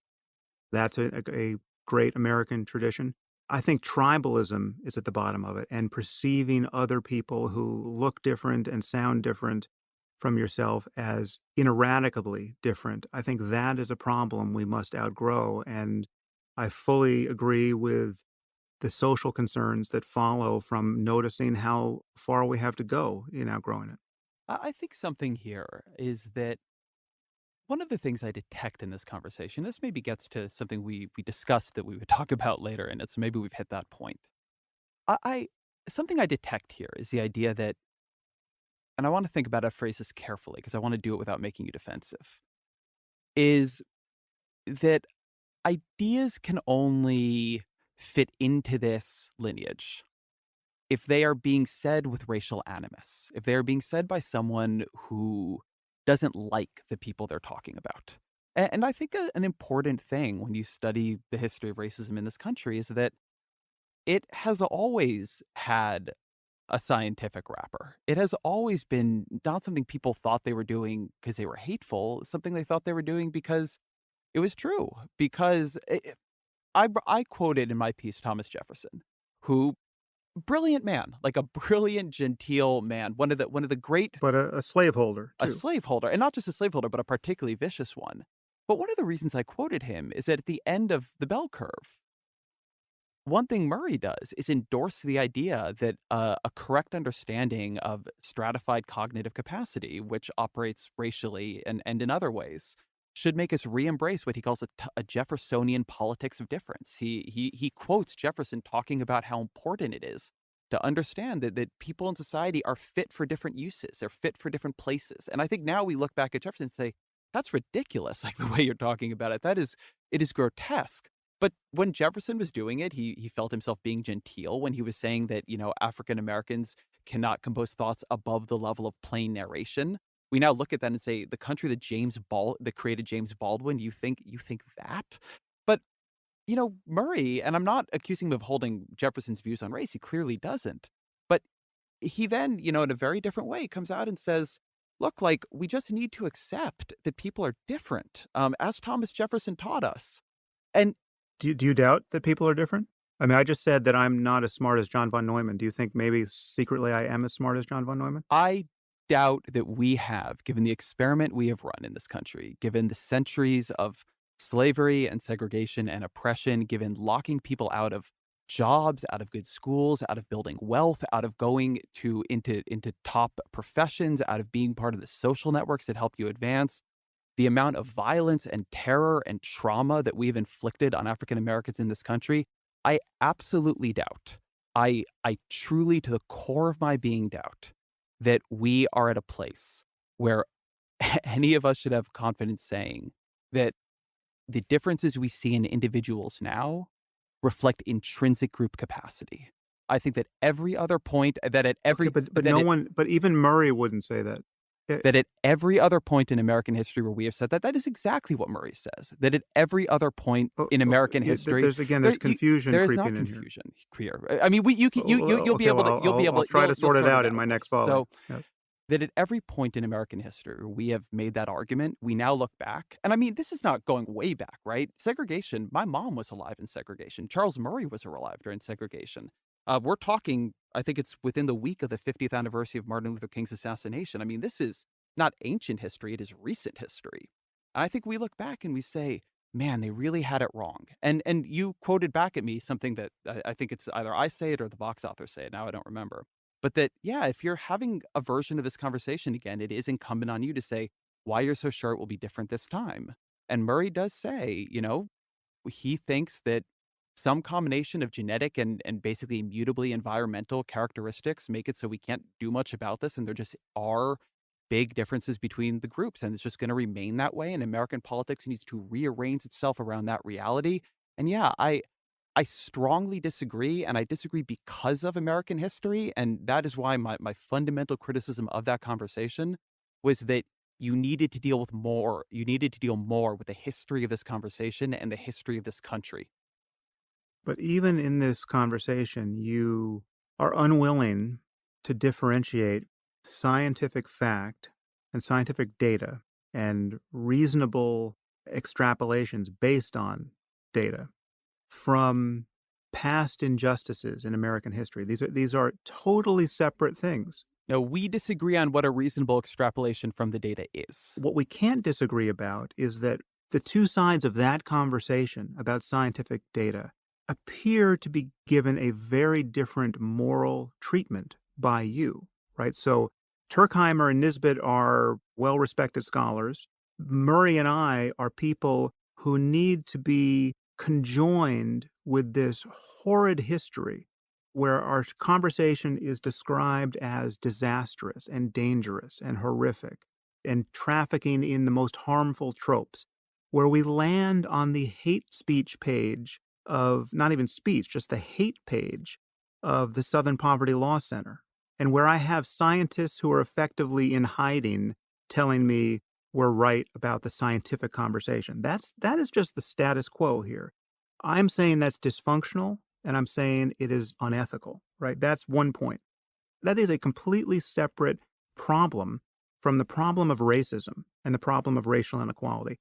And you feel that somehow this status quo problem of just how hard it is to talk about these things is justified because of how bad racial inequality has been in the I past. think And I'm there is what saying you that would call confusion it's here. I do think it's just important to say this. I have not criticized you, and I continue to not, for having the conversation. I've criticized you for having the conversation without dealing with and separating it out and thinking through the context and the weight of American history on it, not the weight of American history, the weight of American history on The weight of American history is completely no, it irrelevant can't possibly to be irrelevant on it. something that even you No, admit is environmental. yes, but that part of the conversation has been had. You don't have to talk about slavery. You don't have to talk about these specific injustices in the past to have a conversation about the environmental factors that very likely keep people back. And I completely agree with you that it is right to worry that the environment for blacks or for any other group that seems not to be thriving by one metric or another, the environment almost certainly plays a role. And the environment, we just know that the environment plays a role across the board in behavioral genetics. There's no one who's arguing that any of these traits, forget about intelligence, anything we care about is 100% heritable. It's just that nothing complex is 100% heritable. And again, I have zero interest in establishing differences among races. And my reading of Murray, and he said this on my podcast several times, his focus is not on groups, his focus is on individuals.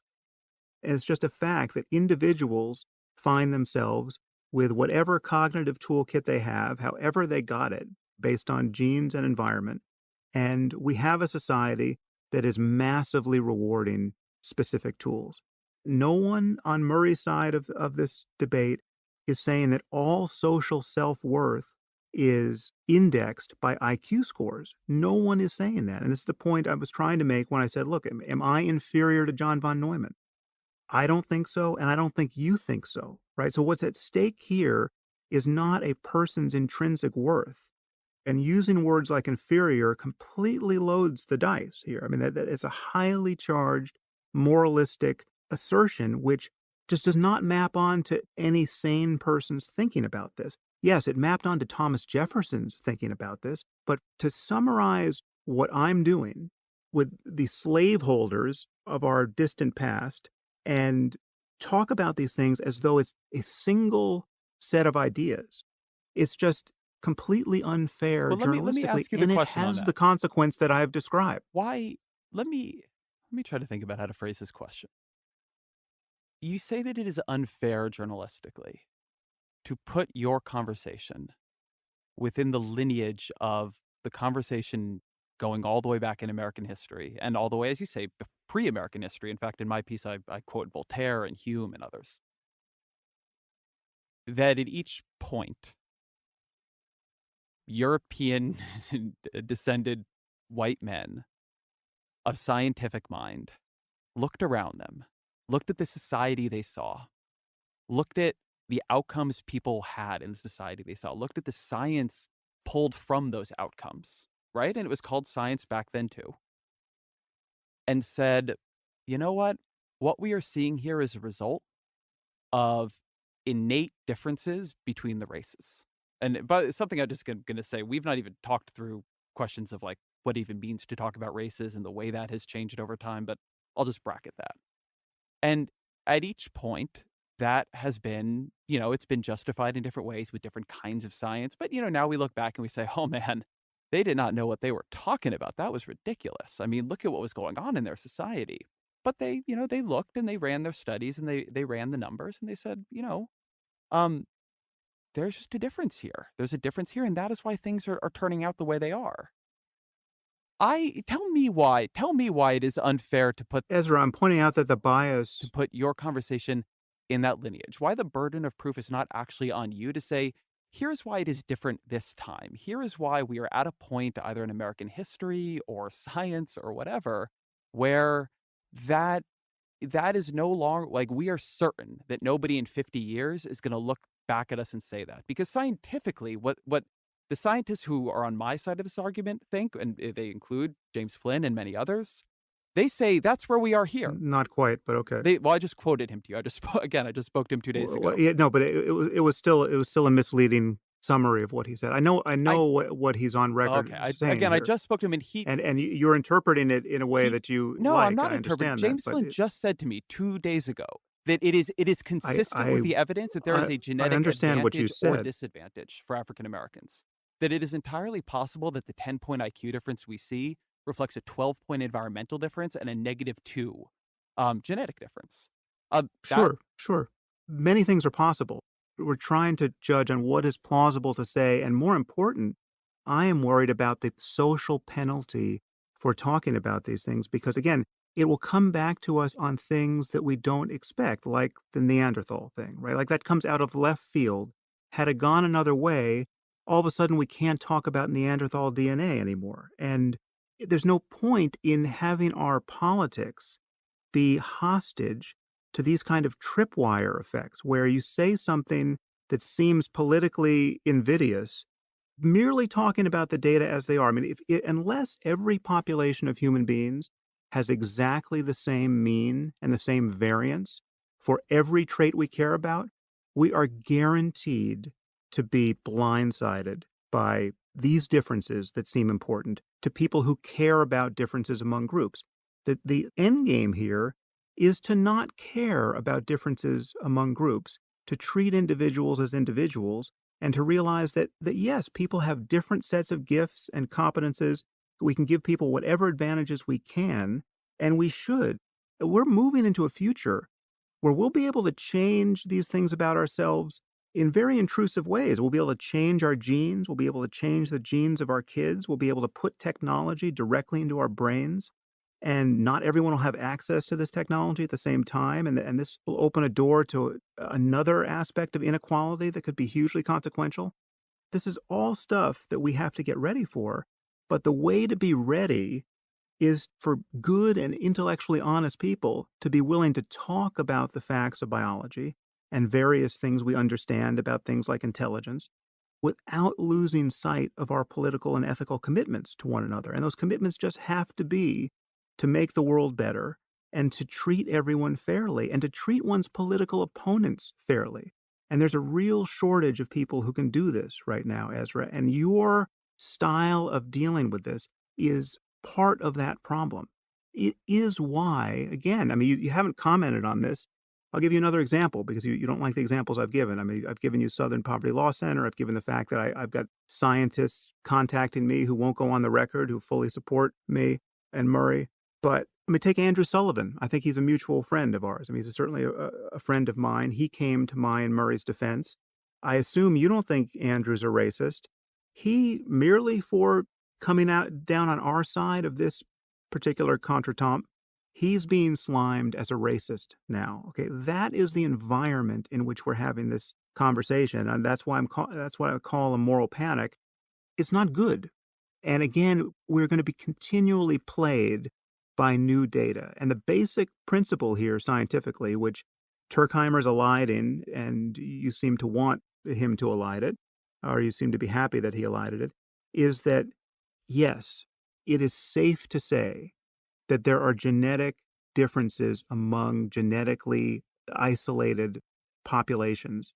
And your point about the conceptual coherence of race is well taken, but there is, based on the ancestry of all the 7 billion human beings that currently exist, there are differences among groups. I mean, the fact that you can look at someone, and the fact that you can look at me and know that I'm not Korean just by looking at me is a sign of my genetic ancestry. The fact that you can make a best guess as to where someone's ancestors came from is a sign. Whether we're looking for differences among groups or not, we'll be surprised by things. Yes, it's true that, as as Reich said, we may have things completely backwards. We'll find out that certain stereotypes are the opposite of being true.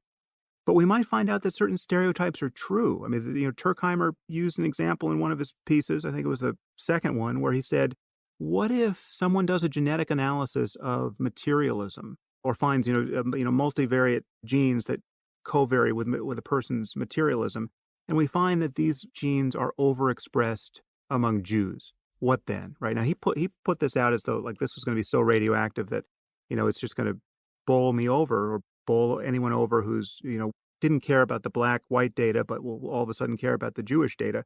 I mean, that's like a perfectly legitimate question. I'm not suggesting anyone study that. And I would worry about the ethics of anyone who the wilderness of all possible things to study. wanted to devote his or her life to studying that. But that's the kind of thing that could just emerge from, the study of hoarding behavior. If someone studies the psychological problem of hoarding and they study the genetics of it, and then they just happen to discover that the genetics are represented differently in different populations, and Ashkenazi Jews, of which, half of my ancestry is, have more of the hoarding genes than other people. Do we deal with that like adults, or do we vilify the person who merely spoke about the data? That's the bright line I'm trying to get you to acknowledge. So I think this is actually a good place to, as you said, you mentioned end games. I think this is a good place to get in the end game, and I'll let this be my final comment. Um, Something that you said in there is you can look at you and know you're not Korean. This is where you get into the question of race being a social category that does have, in some cases, biological markers, but on which we are now overlaying early genetic science. It's often not true, of course, for people who are African American. You can look at someone there and, maybe they're actually from the Caribbean, or maybe they're half white, or maybe all kinds of things happen. 100 years ago, I'm not white. Now I am. You don't seem to see a lot of people saying, hey, like, let's resuscitate the mid 20th century versions of white races. Instead, we sort of grouped all the, what we now think of as the white people together. And then, there are Hispanics, which are another strangely constructed category over here. And so in terms of how all this helps us have a more sophisticated discussion, a discussion that makes us more ready to absorb these findings as they come down the line, I actually don't really understand it. And I don't think I ever have. That I, if you want to have discussions about very precise population categories, I think that we should come up with good language for doing that. And I think that if you read a lot of these studies, people do. Um, that isn't what your conversation was about, and it's not what the conversation in this country has generally been about. I mean, again, I think that if you read someone like Reich or Reich, I'm actually not sure how to pronounce his name, or talk to folks in this field, they are precise in a way that American politics often isn't. Look, you talked about the stakes of this conversation, and there are stakes to it. Some of them are policy stakes. Those are the ones Charles Murray is fundamentally interested in. Ones that when you asked him why you should have this conversation, he kept bringing up. There are stakes in how we treat each other and what kind of groups we see in each other. And I think using these conversations to become more precise as opposed to less precise, using these conversations to begin to question social categories that we built for political purposes in this country, as opposed to validate them in strange ways that don't have consistency across them, I think is I think we could be doing a better job on that. In all this, what I would say, and I'll let this be my final point, and I appreciate the time you've given to this conversation today, is I think that to have this conversation well, to be ready for what may or may not come down the pike, to be able to talk about this, as you say, like adults, I think that you would be doing your audience a service to let go of some of the feelings you have about what you call identity politics and what you see in others with identity politics, and have more conversations about race in America and the way it is built and the way it is seen and the way it acts on people's life chances. I think that there is room to have conversations about genetic findings, but because we are mapping those conversations onto social political realities, having more conversations where you deliver more nuance and more understanding, where you yourself get more understanding of the social political realities, I feel uncomfortable being the person on the other side of the chair here. I'm not an expert on race and IQ, but I'm also not someone who I think is the right spokesperson for the experience of other races in this country. And I don't think that is me falling into a trap of identity politics. I think that is me being honest about what are the limits of my own perception. And there's a lot I can learn, but I'm a political journalist, and I've only learned so much. I continue to think that the way you handled the conversation with Murray, framing it as a question of political correctness, did too much to ignore what this conversation has meant to people for whom the danger is not that Charles Murray will be, and I think this was bad, deplatformed and even have his chaperone assaulted at Middlebury, or what has been more normal in his career, be extremely successful but widely criticized. I think that a conversation with a broader range of experts would give you more texture and more empathy for the people whom this conversation and its imprecision and the way it gets leveraged in American life really hurts them. I'll end by noting what you said about Andrew Sullivan. Andrew is a friend of mine, and I do not think he's a racist, and I take his honesty seriously, and I appreciate the conversations he wants to have. I think he is. I think that was one of the more misguided pieces I've seen. The fundamental argument of that piece was that in order to have a better conversation about race, we need to have a conversation about, Murrayism. We need to have a conversation that front loads the idea that there are intrinsic differences between these groups, and that will somehow heal our racial conversation. What I would say to you, what I would say to him, is our history as a country shows the exact, precise opposite.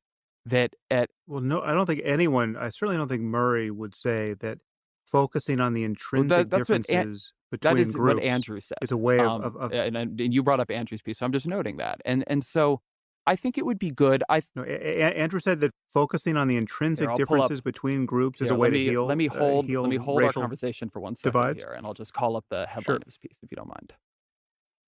The headline of Andrew's piece is "Denying Genetics Isn't Shutting Down Racism, It's Fueling It." I think Okay, that but if you okay, oh, wait, wait, okay, stop. That's so you summarize that as focusing on intrinsic differences I among think that if you groups? read that piece, that is exactly what that piece does. The implication of being honest about genetics is not that we focus on the intrinsic differences between groups.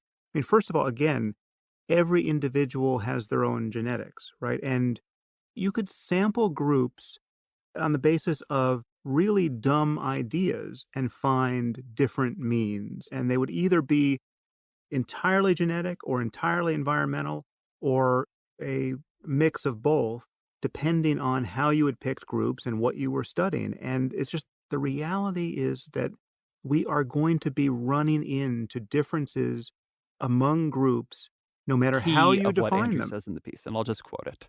And again, I wanna let this I do wanna let the put this down.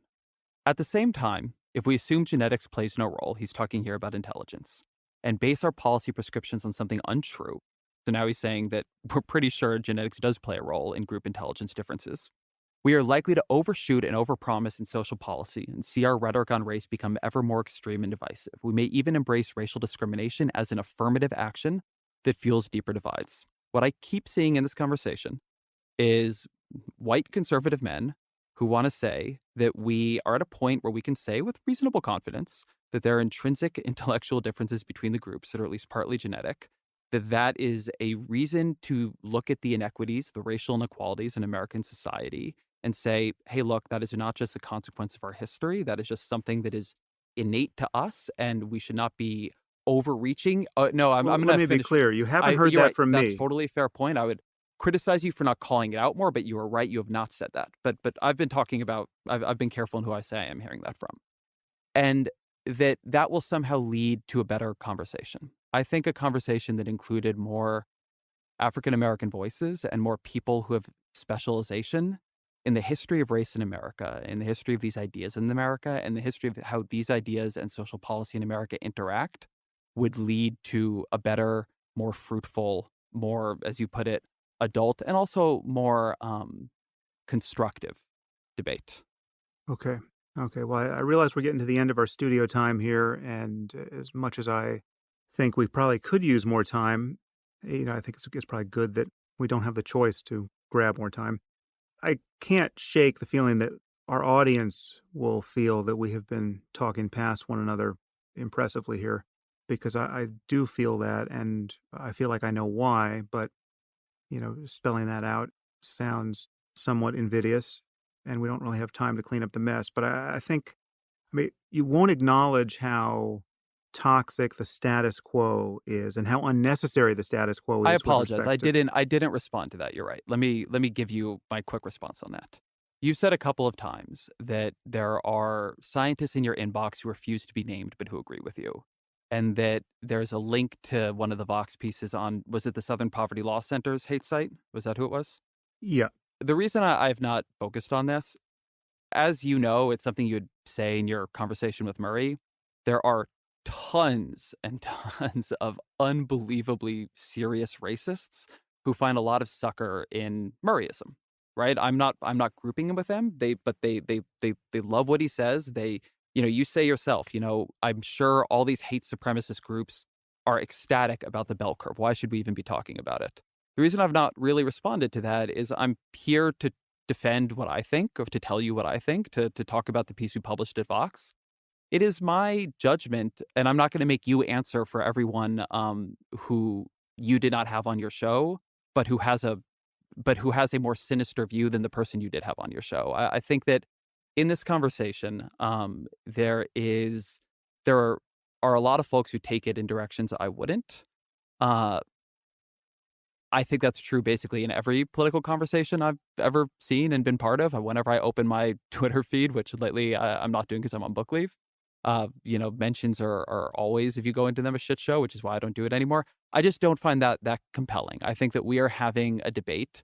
I don't think anybody has been silenced or deplatformed from the beginning. I've been willing to have this discussion with you in public and put it out on Vox and put it out on your side as well. I think a lot of what we just have had from the beginning here is a debate. It's a debate that you felt has been in bad faith and been done by people on our side who don't have integrity, but obviously that is not my view. And that this is just how this goes. And Charles Murray still does a great job and makes a ton of money and goes on speaking tours and all the rest of it. And you have a popular podcast with 9,000 patron supporters. And I'm an editor at Vox. And I just don't think that we are the losers in this. I think that again comes back to my thing. I think somehow you are very sensitive to the possible cost of a backlash framed around what you would call political correctness, and a lot less sensitive, which is what I keep coming back to the costs this idea has actually had for African Americans in this country throughout American history, and the cost, by the way, that Charles Murray wants it to have. No, first of all, it's not this idea. Genetics is not this idea. There's nothing I've said here that discounts the history of racism and pseudoscience and the fact that it's quite possible to be a racist scientist. That is true in every generation. But scientific data can't be racist. The data is whatever the data is, presumably, assuming it was collected adequately. But there's nothing I've said. I mean, yes, there were the Nazi doctors, right? They were real doctors. They were real Nazis. They were doing real unethical things.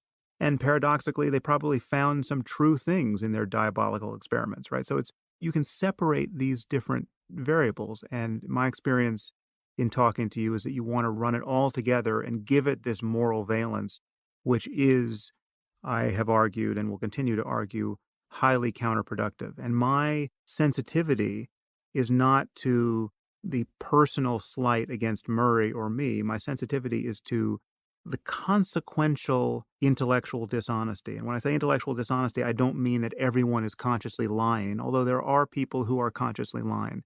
And there's actually evidence that, Stephen Jay Gould, when he wrote The Mismeasure of Man, was consciously lying and was a true bad actor here and actually faked data. That is not a crazy allegation given the evidence. But clearly, there are people who are massively biased when they have this conversation. And your notion that your ability to have this conversation is subordinated to the color of our skin doesn't make any sense to me. We could have been talking about anti-Semitism, right? And we could have the same conversation.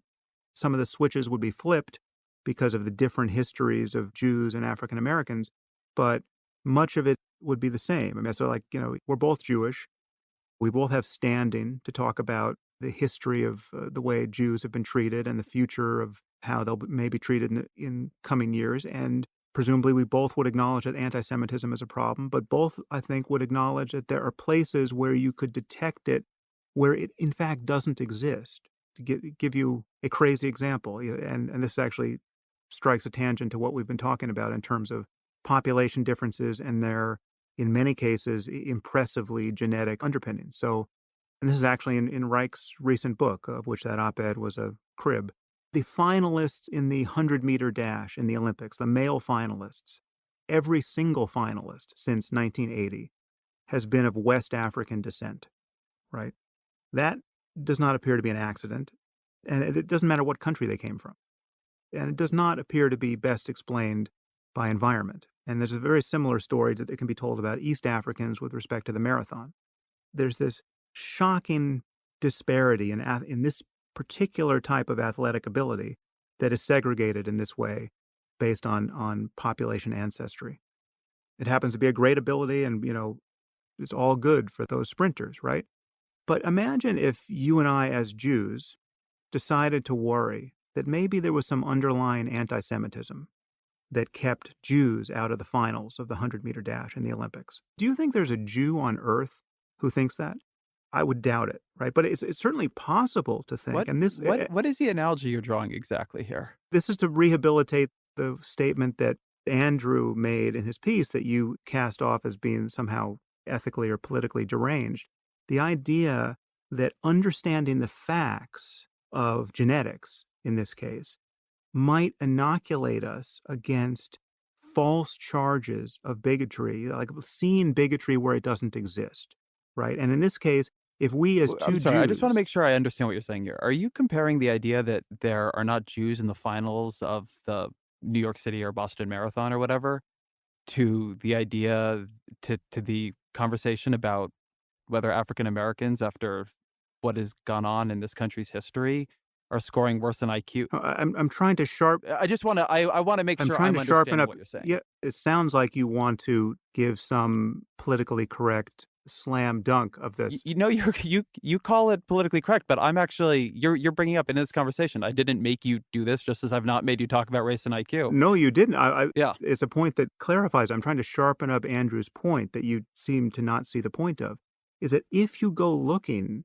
for bigotry as your explanation for every difference you see, you can read about this in Reich's book. I mean, if you have populations that have their means slightly different genetically, like, we 80% of a standard deviation difference, you're going to see massive difference in the tail ends of the distribution where you could have 100-fold difference in the numbers of individuals who excel at the 99.99% level, right? This is just something you will see by virtue of statistics. And therefore, that is the kind of thing, a shifting of the mean in a specific ability, relevant to track and field in this case, could explain why you just see this massive overrepresentation of West Africans in the 100-meter final. It would be possible to be so paranoid about anti Semitism and to be so disinterested about a biological understanding of human difference, or to think that any biological understanding of human difference is so intrinsically toxic that it can't be discussed, so that two Jews like us could be worried that anti-Semitism is the explanation for why Jews aren't represented there. And I take Andrew to be saying there that that would be nuts, frankly. And I think we both know in our gut it would be nuts. And yet we're in danger of doing that elsewhere. And I think this is Murray's concern. And again, I don't agree with his social policies. And frankly, I don't know what the right answer is on some of these questions of social policy. But his concern, as he stated to me on the podcast, is that he's worried about attributions of racism where racism doesn't in fact exist, and that we are ill prepared to study and correct for the consequences of human difference. And I can tell you, we're not going to get rid of human difference until we've all just uploaded ourselves into the matrix. There will be differences that we're continually trying to correct for. And all we have is intellectual honesty and ethical goodwill as tools to do that. And what you are adding to that equation is really an indissoluble kind of tribalism, which I keep calling identity politics. And it's showing its dysfunction, even in this conversation, in the way you're thinking about this, and the kinds of things you've published, in the consequences to me and Murray and Andrew Sullivan and others for you having published it. And that is what I've been complaining about. I do think this is a good place to close because I do think this is our bedrock disagreement. I think you look at me, you look at the folks you see as engaging in identity politics, which is something other people do, but not you. And you see tribalism. You see, on my part, a social justice warrior tribalism of some sort or another. Someone who's, looking for evidence of racism and bigotry. I look at our society and I see a society that even now, on every study we basically run, shows huge, huge, huge uh, racial bias. I mean, I look at a study done just a couple years ago showing that if you send employers a resume and everything is equal except for the name, one name is African American coded and another name is European coded, you get 50% fewer callbacks for African Americans. I look at evidence that when African Americans go into the hospital, they do not get treatment for pain at the same rates as white Americans because doctors do not believe them. They think they're trying to scam the drugs or something. I see us as a society that is not 100 years or 1,000 years or 10,000 years away from a long, long, long legacy of not just racism, but violence and oppression, of the worst kind, a society where we did things that even now to just go through them, it chills you. But that was like 50 years ago, and some of it still goes on today. And I look at that and I say, society like that, where you're having these conversations between white men, where the implication of these conversations is that the white majority is going to have to give up a lot more to bring about the equality that we like to believe that America is committed to. That is going to enact a profound tribalism on that majority. Doesn't mean there's not tribalism among the minorities or anyone else, but it's going to enact a profound tribalism on the majority. And when Charles Murray is asked why he's talking about this, and he says, "Because I don't like affirmative action," and when Andrew Sullivan in the segment I just gave you says, "Why should we talk about this?" He says, "Because I don't like affirmative action. It might make everything worse."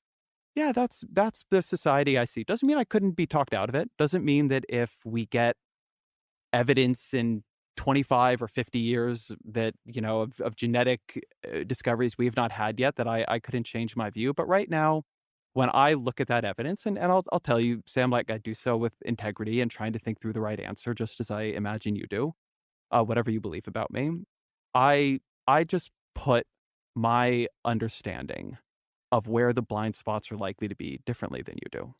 And, and I think that's where to leave it. I think that is fundamentally our dividing line. You look at people in this debate and you say they're looking for examples of racism. They don't want to believe this other stuff. It's just science. And I look at that and I say it's not actually the science is not showing that yet. And we have a society that is way, way, way, way, way far away from where it should be. And I I don't know. I see this differently than you do. I get that. Well, but not in precisely the ways you think you do. I mean, I'm in the once again in the having the bewildering experience of agreeing with virtually everything you said there, and yet it has basically no relevance to what I view as our underlying disagreement. So, You have that bewildering experience because you don't realize when you keep saying that everybody else is thinking tribally, but you're not, that is our disagreement. well, no, because I know I'm Well, not that is our thinking disagreement. tribally in this respect because I share your political biases there. Like I would line up with you complete if I gave in to my bias, my social bias. I can't tell you what a relief it would be to recognize that Nisbet and Turkheimer are reasoning better than anyone else in this field. I can't tell you what a relief it would be to realize that I don't think it Gould's I'll book, I'll The tell you, I Mismeasure of don't think it would Man, be a was relief to right on you the at all money. because the thing that you said when you brought on, and I feel like now we're just getting back to the beginning and we should let this go and I'll let you the last Well, word after this. But right at the beginning of all this with Murray, you said you look at Murray and you see what happens to you. You were completely straightforward about that. That you look at what happens to him and you see what happens to you. that's not I think the tribalism. This is relief this to is an you experience of talking I about think the ideas in look, we public. all have a lot of different identities. We're part of at all times. I do too, right? I have all kinds of identities that you can call forward. All of them can bias me simultaneously. And the questions, of course, are which dominate and how am I able to counterbalance them through my process of information gathering and adjudication of that information. But I think that your core identity in this is as someone who feels you get treated unfairly by politically correct mobs. And But that is not that identity no, that is politics. that is what That is my experience as a public intellectual trying to talk that about I will say ideas. this. That is what folks from the dominant group get to do. They get to say, "My thing isn't identity politics, only yours is." I will tell you, Sam, when people who do not look like you hear you telling them that this is just identity politics, they don't think, "God, he's right. That is just identity politics." They think this is my experience and you don't understand it. You just said it's your experience and they don't understand it. You think that's Glenn Lowry's view of it, or Ayaan Hirsi Ali's view of it, or Majid Nawaz's view of it? I think that you have said publicly that you will not have a conversation with Ta-Nehisi Coates because you think he just plays identity politics. I think that you like people Yeah, I think you like yes, yes. It's the same reason why I didn't want to have a conversation with you, honestly, because I think that it doesn't become fruitful. I mean, we're having this is a postmortem on our collision, and I think it was useful to do. And I can only hope our audience sorts it out for themselves in ways that will be accurate and useful. I think that's a good place for us both to end.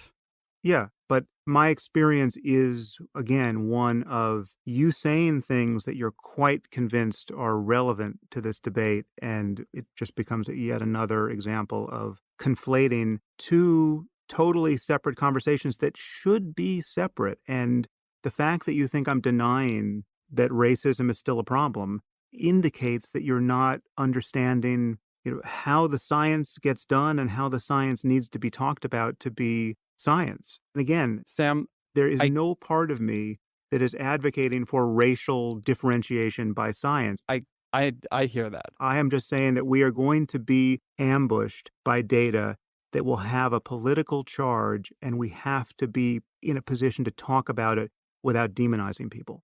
That's not my identity politics talking. That is just a human being who's worried about the future talking. I So I can only hope our audience sorts that out. And thank you for everyone's time. I appreciate the time as well. If you find the Waking Up podcast valuable, there are many ways you can support it. You can review it on iTunes or Stitcher or wherever you happen to listen to it. You can share it on social media with your friends. You can blog about it or discuss it on your own podcast. Or you can support it directly. And you can do this by subscribing through my website at samharris.org. And there you'll find subscriber-only content, which includes my Ask Me Anything episodes. You also get access to advance tickets to my live events, as well as streaming video of some of these events. And you also get to hear the bonus questions from many of these interviews. And then there's the Waking Up course, an app built for iOS and Android, which I'll be releasing soon as a subscription service, which supporters of the podcast get for free. All of these things and more you'll find on my website at samharris.org. And again, thank you for your support of the show. It's listeners like you that make all of this possible.